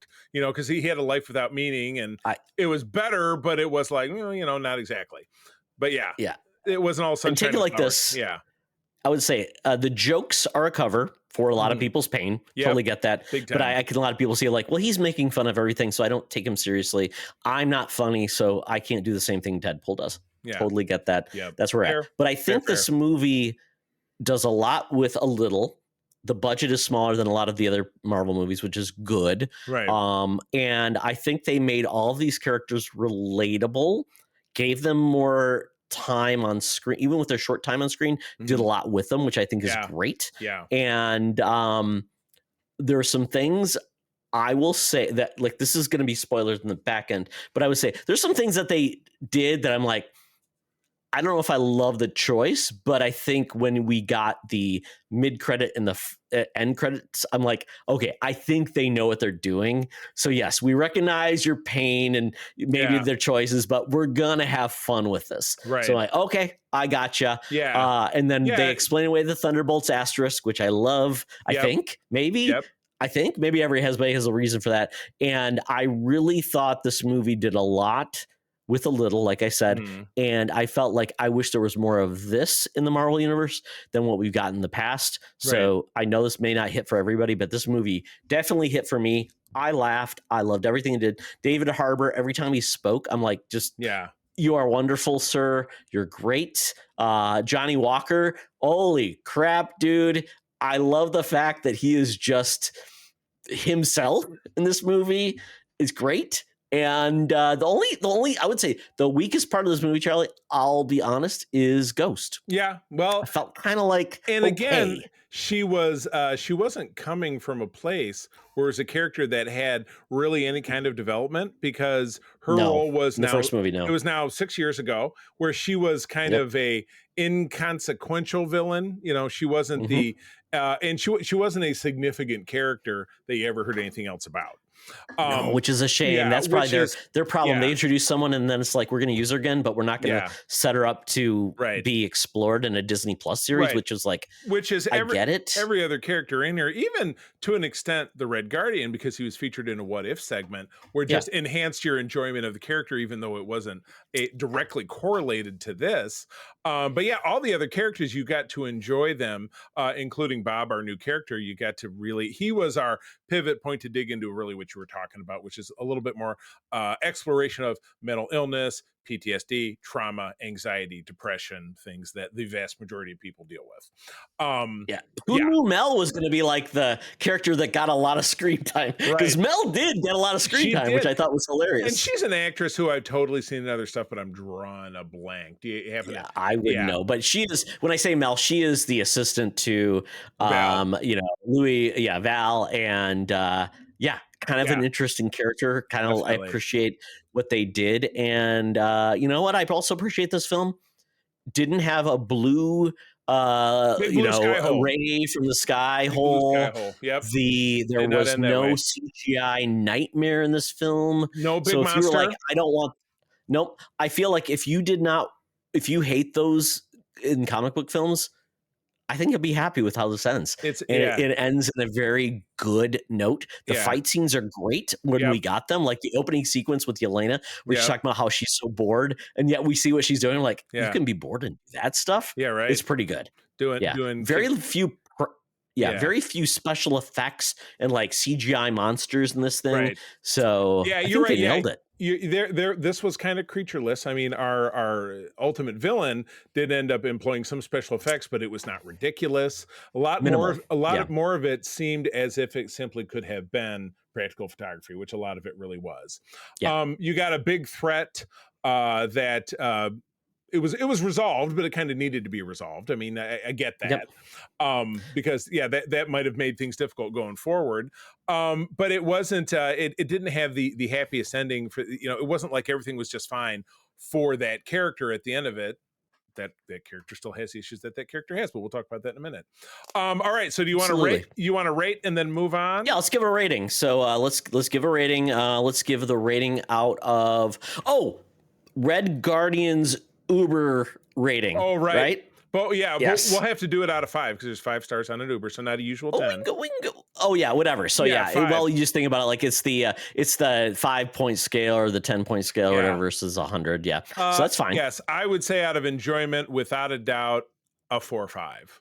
Love it. 4.5. Is that a bad review for Uber driver? No. It's like when you 5. Yeah, so 5 stars. So this is like 4.5. Nothing's perfect. Well, I just got a car, Charlie, from a Ford dealership, and they said anything below like perfect is a bad review. I always love that when they say that. Yeah, like, they have to say what are these monsters saying? Like if you aren't perfect. I mean, it's just dumb. That is meaningless. But yes, regardless, that's corpo speak. You know. Okay, so if you said a 4.5, that would be like a 90% or Sure. a 9 on a 10-point scale. All right. Okay, great. For me, I would go an 8.75. I don't care about the points. That's fine. It's a 5-point scale. Keep it. That would be okay. So I'm going to go. I will go a 4.25. There you go. So we're pretty close. Because I think it dragged in points, even if it was a short movie. It did drag in a few points. I had to take it could have been better. 2 bathroom breaks, which sucks. I even went before the movie, and I had to pop out. Did you feel like you missed anything? You're like, what did I miss? Not much. I didn't. Yeah. I missed the part with because I've seen several recap videos with the chicken with the flipping sign. I missed that part, so that's not as okay. Sorry. Got it. Yeah. So it's always remember what was that one app that used to be like this is a safe time to take a potty break? Oh, they had to do it for Endgame. Because it was a 3-hour movie. So it's like, go see it right before the Hulk does the thing where he sends Ant-Man thing. Quick shout out before we move on. Young Yelena, played by Violet McGraw, who was the little girl in Megan that Megan had to protect, that she was the doll for. Same girl. Yep. Didn't know that. Saw that in one of the like Young Rock Stars or on Screen Crush or something. All right. So let's move on. It's spoiler time at 1:21 and 53 seconds. I'm going to write that down. Thank you very much. So folks, if you're listening to this, that's time market come back. It's very easy to get back into it. So good job. Thanks, Charlie, for mentioning that. We can do more of that as long as it's documented because I am dumb and I will forget. I know. All right, spoiler time. So we get rolling, and I think we can jump right forward to the part where they are all in the Utah vault. We have what are they doing, Charlie? Why are they all there? They're all there, supposed to do something because we're following Yelena's the only character we've seen so far, and so we just feel like we're following her journey. She's there to erase evidence in this deep vault, and she walks in and she's all of a sudden gets attacked by John Walker, and then all of a sudden Ghost shows up and attacks John Walker, and then Taskmaster shows up and fires an arrow at Ghost, and Taskmaster pulls her screen back and looks at Yelena, and she says, "Relax, I'm not here for you." And they're all kicking and flipping and kicking and flipping. And then I love it. The thing that was coming along that I absolutely knew was going to be the case, because I watched Jimmy Kimmel last week, and the 5 stars of this movie were on Jimmy Kimmel, not the 6th one, is that Ghost uncharacteristically pulls out her gun and shoots Taskmaster in the head, killing her dead. And so I'm like, you knew it was. She's never fought a bullet. She didn't learn how to deflect a bullet. She's got a helmet as strong as like a stormtrooper's helmet. Does not deflect against anything. So she's out of the. Charlie, I will say this. This whole thing reminded me of a wrestling match because it's like everybody has somebody they have to take out. Yeah. And it's like, well, who do you team up with to take out that person? Yeah. Very fun, very goofy. I love the fact that it's either a shield, which Taskmaster also had a shield and a sword and arrows and all these things. That should be like the person that can't be taken down. Yeah, it should have been. But at the end of it, the whole thing is a flim flam because Val hired all of them to kill a different person in the same group so that they would all kill each other. But she's basically doing a purge because she wants to remove anything that she could be impeached upon on her old business, which I did put it the OXE group, Charlie. So it's OXE, don't know what it stands for. And then along the way, the hijinks happens when somebody's weapon or shield hits a container and a guy falls out, and that's Bob. It's Bob. He's like, I'm here, and it's he's just wearing scrubs and he doesn't know what's going on, and he's just a regular dude. And then all of a sudden a switch goes off and the room is going to kick in incinerators. It's going to 2 minutes destroy anyone who's there. They managed to get their way out of that. I love that there's an exchange once they do get out when Bob is just like, hey, you act like Captain. He's talking to John Walker. You act like Captain America, but you're just basically an asshole, dude. And I laughed. I love it because he is. He's a total douchebag. Oh, he's a know-it-all. Yeah. He's I've been through everything. I'm just a simple guy. Yeah. I got a family and I'm doing the right thing. And you guys are all the jerks. And it's like, really? Okay. So we're doing. Right. And it's funny because They do have to team up, even though they don't want to, because Ghost can't get through the wall because there's a vibration center, so they have to figure it out. And I love the banter between them. And you know, like we said, Johnny Walker is just a jerk to everybody. Yep. He's like, "Hey, Bob, why don't you spend less time asking questions or whatever?" And it's like, "Oh my God, I love this. Exactly. I love the banter. This is fun." They're a mile underground, so they got to do this thing to get up the elevator shaft. They got to stand back to back and footy their way up, which is adorable. Oh my God. A great idea until it's a bad idea. Yeah. Until it's time. Well, Johnny, you forget Johnny. He tried to jump the whole way up. Yeah, which I'm like, how far can super soldiers jump in the air? They have like super leg muscles. Probably. I mean, you know, is that in his file card on Marvel Universe? I will go look when we get out of here if you'd like, and I will send you a signal chat along with the war plans when we're done here. Okay. But anyway, when they do finally get their way through to the surface, Ox is waiting for them, including Val. They're just going to kill whoever's left over. And they manage to escape. Bob is like, "I'm going to create a diversion. I'll help you guys escape." And so he grabs a gun. He's firing in the air. That means everybody. This is the funny part. Mel is like in charge. She's the assistant for she's there too for Valentina.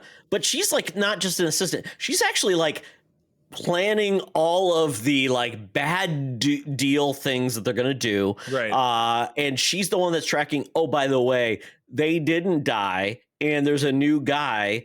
And who is this guy?" And they're like trying to figure out who this guy is. But we're going to take everybody out. Yep. And then Val shows up like, "We got to bring these people in because they're supposed to be dead. They aren't dead. And holy crap." Then we find something out about Bob, right? Yeah. Along the way. What about Bob? Everybody turns their guns on Bob and they fire mercilessly, but it shreds his clothes, but there's not a scrap. But Charlie, it was supposed to be unlethal, right? Right. Non-lethal? Unlethal? Is that the expression they use? But it was very lethal. They shoot him all up, but he's Holt didn't follow directions. I know, and I think Holt. I think it's going to come back, and it's not Captain Raymond Holt from Brooklyn Nine-Nine. It's Chris Bauer, who was in For All Mankind, which we just finished watching. He was an astronaut in that. Not a very smart guy. But yeah, Bob's fine, but he jumps into the sky and he's in the stratosphere, and then he loses power and he falls back to Earth and he knocks himself out. So they cart him up. And meanwhile, when he crashes, our people crash the vehicle that they've stolen. So now they're on foot. They walk all night into the desert until they come up to a road. And meanwhile, Bob is carted off and they're taking him back to New York City.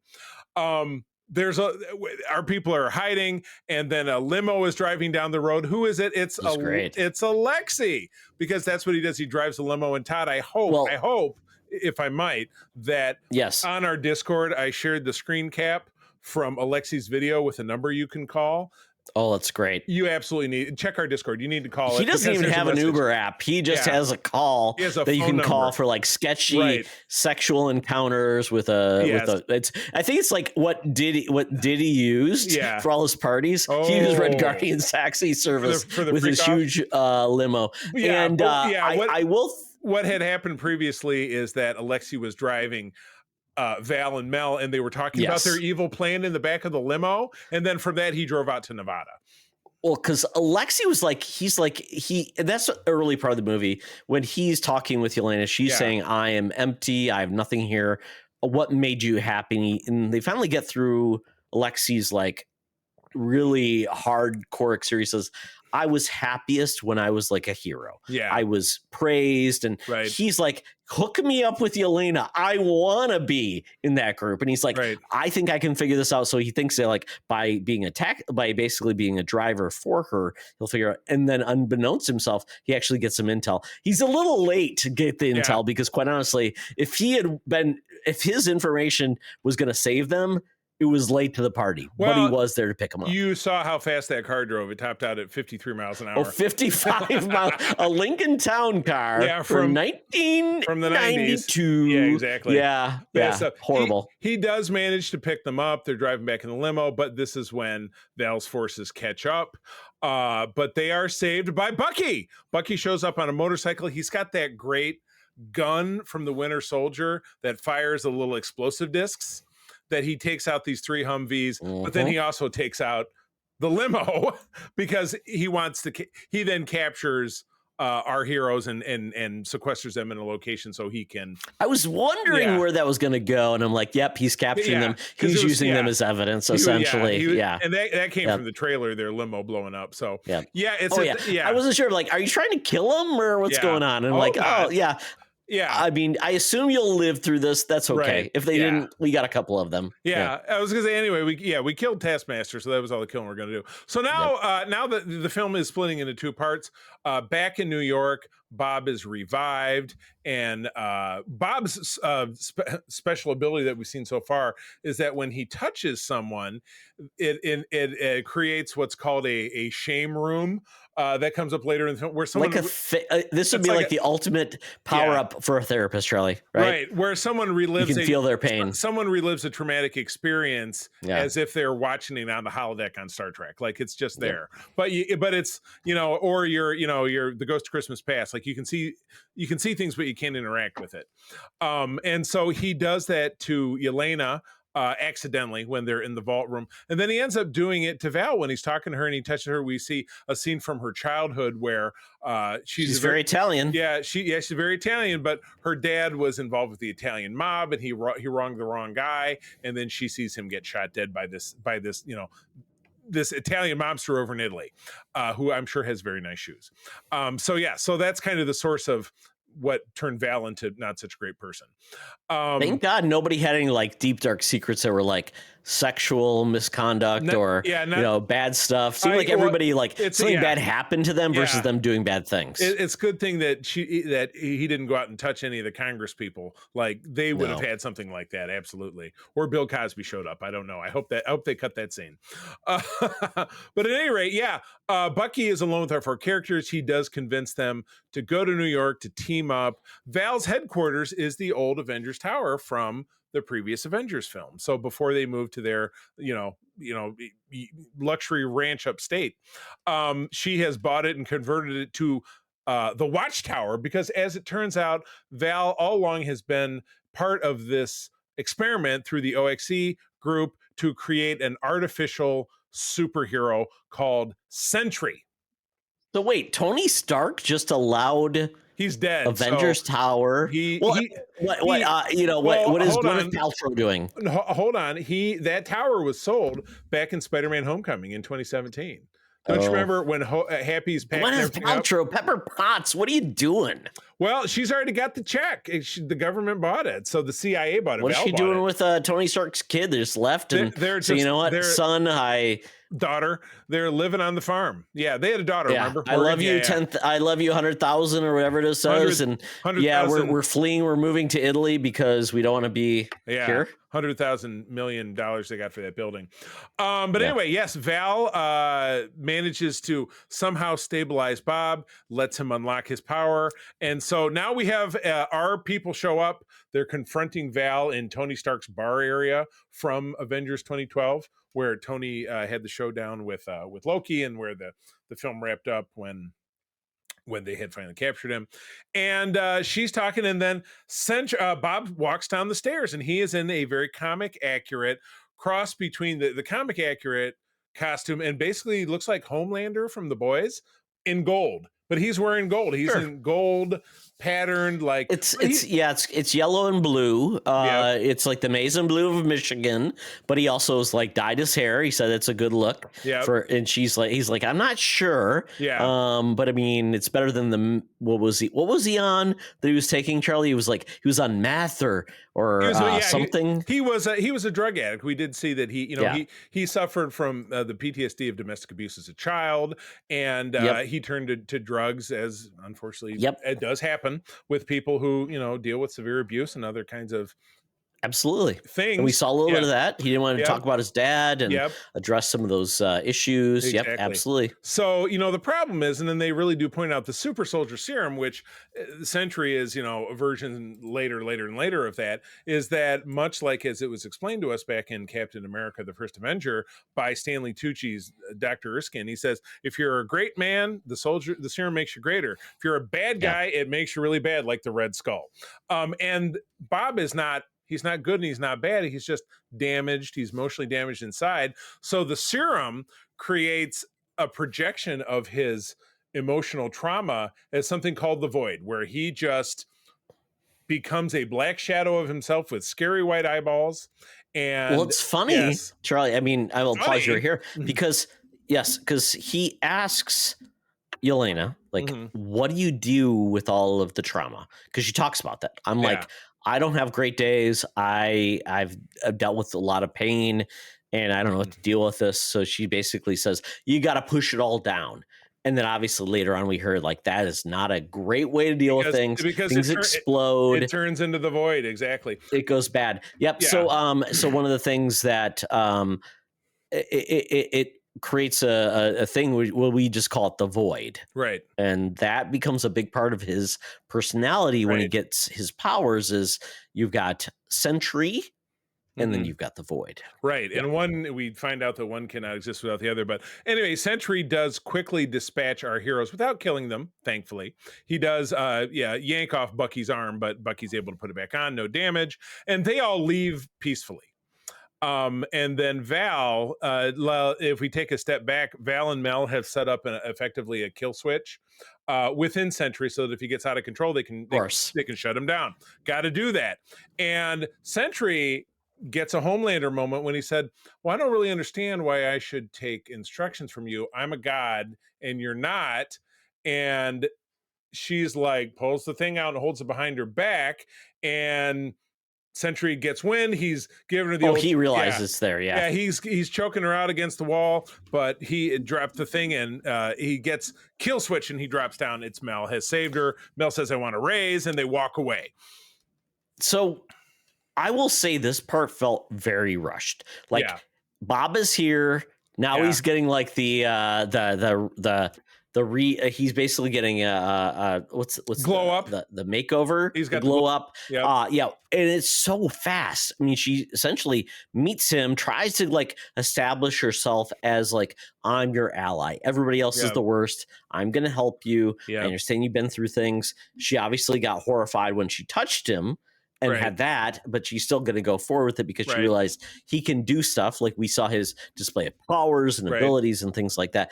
But I felt like that is, considering this is potentially going to be a Deus Machina with Bob in the future, Sentry, stuff like that. This was a very fast introduction to a character. It's like, hey, and we aren't even defining his abilities. He can do anything. He can make bullets stop. He can use them. He's fast. He's powerful. And then if the Void can take over, I'm like, so this is one. It's a little. And I don't know if you felt that way, Charlie. Like if people are watching this movie for the first time, it's like, And again, does this make sense? My overall lack of familiarity with the character, because he came out in Marvel Comics in the early aughts, I believe, and so it's not a character that he is the ultimate flim flam. He's like, Stan Lee created this character in 1963 and never released it. No, it was just a ploy because they had an idea. Yes. Right. So so without being super familiar, and again, Sentry doesn't really factor into a lot of stuff that's going on with Marvel Comics right now that I read. He's kind of out the brought in, and then he's like got a issue with like the Void, and he runs away. So he's never like a reliable, like he's not like Thor where he comes in Rex's house. He basically comes in and then he's like, the Void, and runs away. It's like that works. Very helpful. So at this point, Bob appears to be dead. They walk away. And then we do see upon Bob's form, the Void, the blackness starts to creep in. And then all of a sudden, our people are down on the street. There's a very emotional exchange between Yelena and Alexei, where Yelena talks about her difficulties and how she needed him and he wasn't there, and she reached out to me, never, so she's like, well, I'd like. You get the feeling they're putting all their cards on the table, which most people never do. People should tell people how you feel, work shit out. That's instead of pushing it down, because the ultimate expression of pushing it down is that up in the sky we see the form of Sentry blacked out. Negative Bob. Bob. Negative Bob. Nega Bob. There's the name of the episode. Write it down. Negative Bob. Negative Bob. Nega Bob. Nega Bob. He's Nega Bob. Nega Bob. Write it down. We've got Nega Bob, and yes, he starts using his abilities to basically zap people on the street and turn them into what essentially looks like, this was pointed out in one of the videos I watched, basically an ash shadow a la a nuclear detonation. Hiroshima. Yeah, Hiroshima, exactly. Yep. And the saddest part is Alexei and our people are saving people as debris falling from the sky. Alexei saves this little girl, and then he's looking at her, and then she gets turned to ash. And it was just it was a gasp moment for everyone. Kind of reminds you of the snap, right? In a lot of ways, which is like, holy crap, these people have just recovered from the snap, right? And now this is happening, right? And there's so much unknown with this too. You're watching it spread out over New York City, so it's happening everywhere. So our people have to stop this, or it's going to overtake the world. So after a bunch of back and forth, and Bucky does a great thing where he deflects a van and saves an old couple. So there's a lot of there's a few minutes of that, which is that was a little hackneyed, I suppose, but you get that in superhero movies. I think you needed to see that because you had to see these characters. Yeah, I've done some bad stuff, man. They really care about people, and they just haven't been they haven't been given the opportunity to actually do good things because they're so focused on the bad stuff that people don't see, right? Right, yeah. Yeah, exactly. So Yelena moves forward. She realizes the only way to really slow it down is to confront the Void directly. So she does, as seen in the trailers, walk right in, where she's got to go back into her same shame room, which we saw earlier in the movie, where she experienced something. Should that be the title of our episode? Shame room. Negabob in the shame room. Write it down. I'm writing it down right now. All right, I have it at the top. Negabob and the shame room. All right, because these are gems. They don't make themselves. I like it, and yes, through this, and then our other characters show up. We're starting to pick things up now.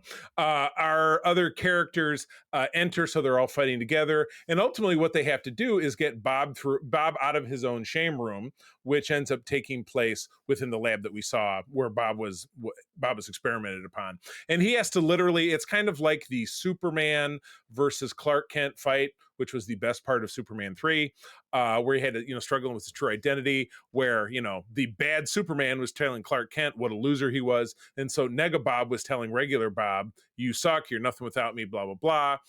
But in the end of it, everybody fights loose of their restraints because they all get pinned to the wall by debris and stuff. They all break free, and there's a great sequence of Yelena flipping over desks and stuff, which is that's great. I understand she did a lot of her own stunts too. She fought really hard to do that big jump at the beginning. That was amazing. Yeah. It looked like something Tom Cruise would do, and she's much younger than Tom Cruise and far likable. And definitely much more attractive even at his peak. But yes. So they managed to save Bob. And they managed to put the genie back in the bottle. So they materialize back in normal space. Bob shows up. I'm trying to remember, was he wearing his scrubs again? Because he was not in his Sentry outfit anymore. No, he was wearing a weird, it was tan pants and a weird blue sweater, which I'm when did he ever wear that? He must have been wearing it just prior to dress up. And then he doesn't have a real recollection of what happened. No, completely gone. It's almost like it's psychosis, right? And all these things where he didn't have a therapist. So once again, who is Doc Samson going to show up and be a therapist again?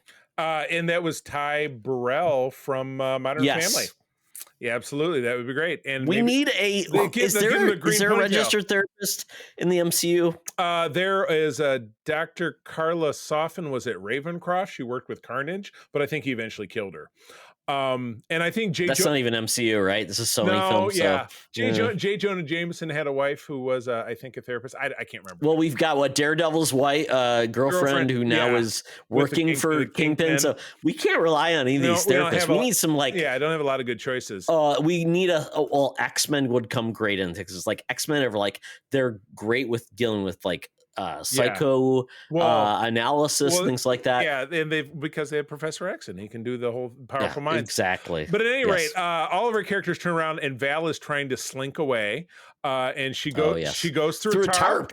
And they all follow her. They all follow her through a tarp. And on the other side of the tarp is a press conference. And they're all standing behind her. And she says, I'm so glad that you guys are here. I'm so excited that I'm able to now present. Get ready for it. It's asterisk time, because the asterisk is she's there to present the new Avengers.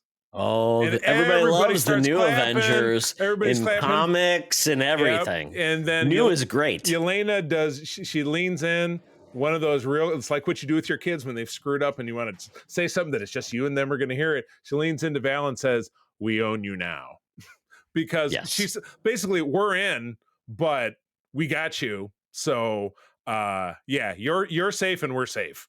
And absolutely. That then turns into this super fun montage of newspaper articles, reactions to the team, which I loved, because I'm like, I don't love that how that ended, but I'm like, they're addressing everything that I had concerns about. It was super fun. So they put they did Yelena as Rosie the Riveter, and it's not can we do it, and it's not we can do it, it's can we do it.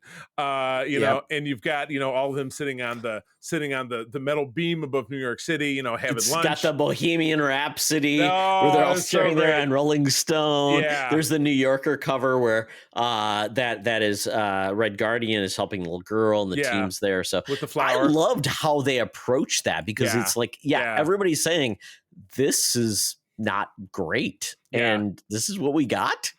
We're just gonna have to roll with it. So from there we are we get that first bank of credits, and then we get our first mid-credit scene, and which is just goofy. Yeah, I love this one. We flash forward to the most common of settings, the cereal aisle at your local supermarket, and it's a wall of Wheaties boxes, and our gang is on a Wheaties box, and a guy with a big goofy mustache walks up and starts talking to this little tiny woman and explaining to her that he's the one on the Wheaties box, which he talked about earlier in the film. But he didn't tell her that. He just mentioned how good Wheaties are. And look at this team. And she's totally freaked out. And she's like, yeah, okay. She takes the box and she turns around and walks away and just sets it down on another stack of boxes. And she's around the corner. And Alexi goes, "That's me on the box." After she walks away, because he's wearing a mustache, he no longer has the ridiculous buffy, like the puffy beard. I always feel like, man, beard guys, maintain your beard. Don't make it look like you're a crazy man. You're like the old prospector and doing that stuff. Either do it with some care or don't do it. And then we get a little longer. So yes, then we move on to the piece of resistance, the real end, the big trailer. And Todd, you're the biggest detractor of meaningless stingers that I know, and I can't necessarily disagree with you, but I think this one had substance. Why don't you walk us through it? Yeah, this one's a weird one because it's what is it? 14 months later, 15 months later, how many months? 14 months. Take a big jump forward. 14 months. Yeah. So basically, these are the new Avengers. Apparently, it's not going too well because people are like, what? How are these guys, coming up against a god? Bob is obviously, he is part of the team, but he realizes I can't become Sentry because of all those things. I will cause havoc. So he's just there doing dishes. Yeah, apparently. he's That's hanging what his out. contribution is. He's the and man. Then Alexi says, well, you know what? And it's weird because we do get Anthony Mackie, the new Captain America, says, I've trademarked the Avengers, which I'm like, how does anybody trademark the Avengers? Right. And he's not allowing the team, like, he's like essentially just like, and this is what's it? C blocking the Avengers, which is just weird. And this is all this all happens through dialogue because there are people walking into the room and they're saying, they're talking through it. It's fun. And then Alexi shows up in a jumpsuit with like all of these logos, like branding, and it looks like we're gonna be the Avengers with a Z. We can get through these copyright things. I'm like, what? Yeah, he sounds like he's talking like Ricky Bobby from exactly. And then so then essentially the team is just feeling like, well, we're supposed to be a thing, but nobody respects us, and that's fine. But it's just like they're just feeling very much like the wind, the wind is out of their sails. They've got new costumes, but I laughed because Johnny Walker's shield is still not a shield. It's a taco. It's really taco. It's weird, and they made a spoof of that on one of the magazine covers. He's riding on the back of he's riding like a horse, which is just funny. But they've never fixed it. But the big thing is that they. So basically, Bucky is there to kind of be their senior leader, and we do get notification something's on the radar. Oh my god, what's going on? And in Yelena's space. kind of like the leader of the team, though. Right. She is like the leader of the team. Bucky's there as a senior advisor, and so he's helping her. Like, you got to do this to bring it up. And I'm like, oh, okay, I bring it up. Yeah. And then we see something coming in. Like, is it going to be an invasion? Yeah, it's something coming on the space on the satellite, and it's a funky looking rocket that's spinning around, and it spins around, and we see the big numeral 4. Is that, Charlie? Is that I know we were going to get Fantastic Four in like 2 months. Is that a bad move? Because we know they're pulling through, and it's like, where's the? I mean, I don't know. I don't care. It is what a lot of people are saying. Yeah. And you can kind of, I think you can kind of splice it in at least 2 ways. Yes, it could be like, okay, well, you really get the feeling from the trailers and everything that the Fantastic Four are going to potentially lose their fight against Galactus in that film, and they retreat, and then they go through a hole in the space-time continuum, and they're in the 616 universe. Yes. Potentially likely. However, do keep in mind that there are people who maybe don't know a lot about that. We're going to see this movie and just be like, what does that mean? Four means the Fantastic Four, I have not seen a trailer for this thing of Fantastic Four. Exactly. What does a 4 mean? Yeah. So again, I think that for people who know, and for people who don't, I don't know that it's going to hurt the experience. So I don't feel like, oh God, this is a terrible move and it's going to destroy any credibility of this film. I think it's a nod and a wink. And much like the end of Ant-Man, where they stuck in a clip from The Winter Soldier with Bucky with his arm stuck under a press, and they tee it up because Ant-Man's going to then be part of Cap's team in the big airport fight in Civil War. So they're really I'm sorry, I said Winter Soldier, but I meant at the end of Ant-Man, it's a piece of Civil War. You get it. So that was just footage from that film. So this will potentially be very much like that. And maybe that'll be a way that they kick that film off, and then it'll be told in backwards motion or something. Who knows? So yeah, I think that it's a little overstating it to see, oh, this is totally ruined my experience for it, but blah blah blah. But yeah, it did. I totally get that. It's it did genuinely set the stage for not only what's immediately coming next, but this could simply be a piece of footage from Doomsday, because that's how the Fantastic Four gets involved in what's going to happen in that film. That's what I'm thinking. Yep. So I was curious because I thought when they were going to be announced that we're announcing the Thunderbolts. Nope, it's the new Avengers. So I totally get it. So this is our new Avengers, but they don't have any heavy hitters without Bob being involved. And I will be curious to see where this goes next. And when you've got like teams where Anthony Mackie isn't going to be in play, Doctor Strange, I mean, obviously Peter Parker, Captain, all these things, and Captain it's like Marvel, the Hulk. Yeah. And again, they make this big stink of, there can only be one Avengers. There's a million Avengers teams, West Coast. Oh, I thought they were going to say this is the West Coast Avengers, or this is the East Coast and the West. So I'm like, new Avengers, young Avengers, the U.S. Avengers, where there's an Avengers in every state. I've got a great variant cover where the Thing is the Avenger of Michigan. I have that in my house. The West, the Great Lakes Avengers with all the weirdos. Yeah. So that seems like, whatever it is, it's going to be like the Sokovia Accords. We'll just, shit will come up and we'll end up kind of squashing that so that we can handle what's really going on and stuff. So, that is the end. And absolutely, I think they did it the right way. I think this was a success. I'd love to know that they're going to have more success.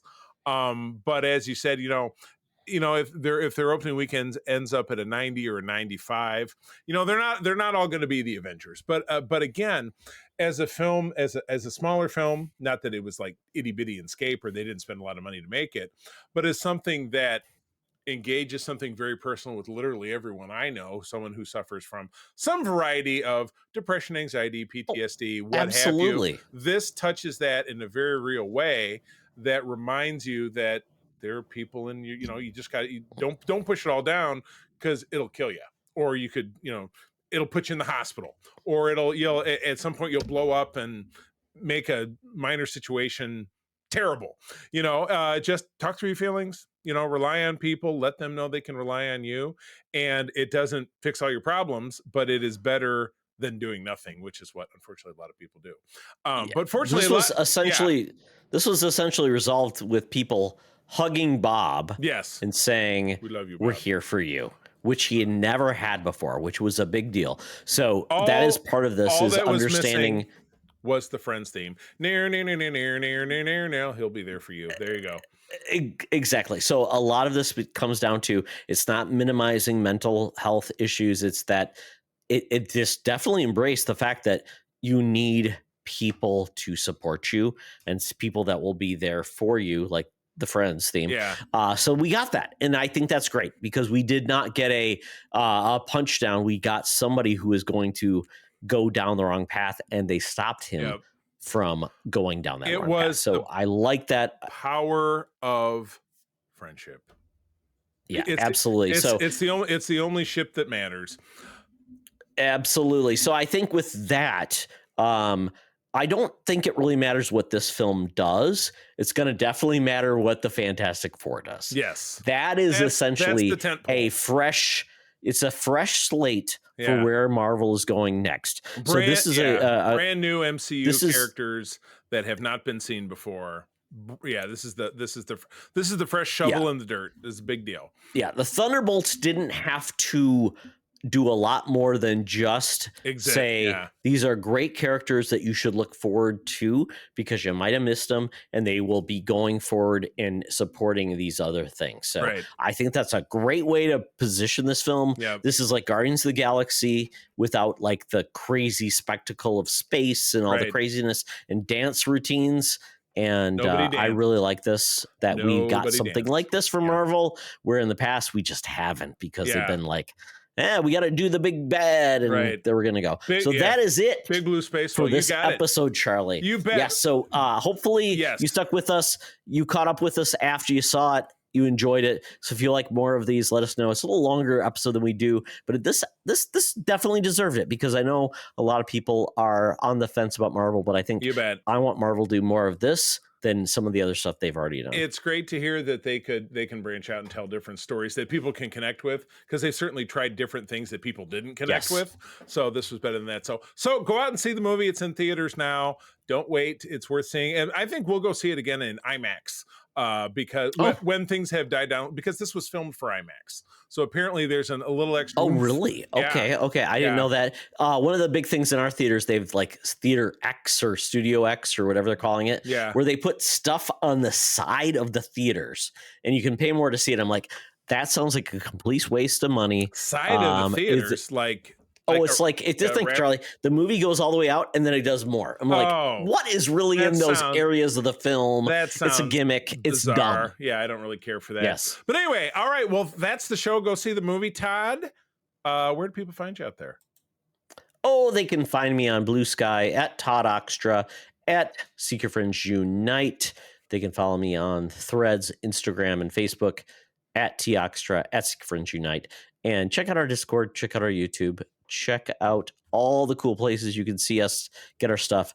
And you know what? Share our content, because that's how we can make more cool stuff. Yes, exactly. Yeah, please give us a 5-star rating on the podcast catcher of your choice.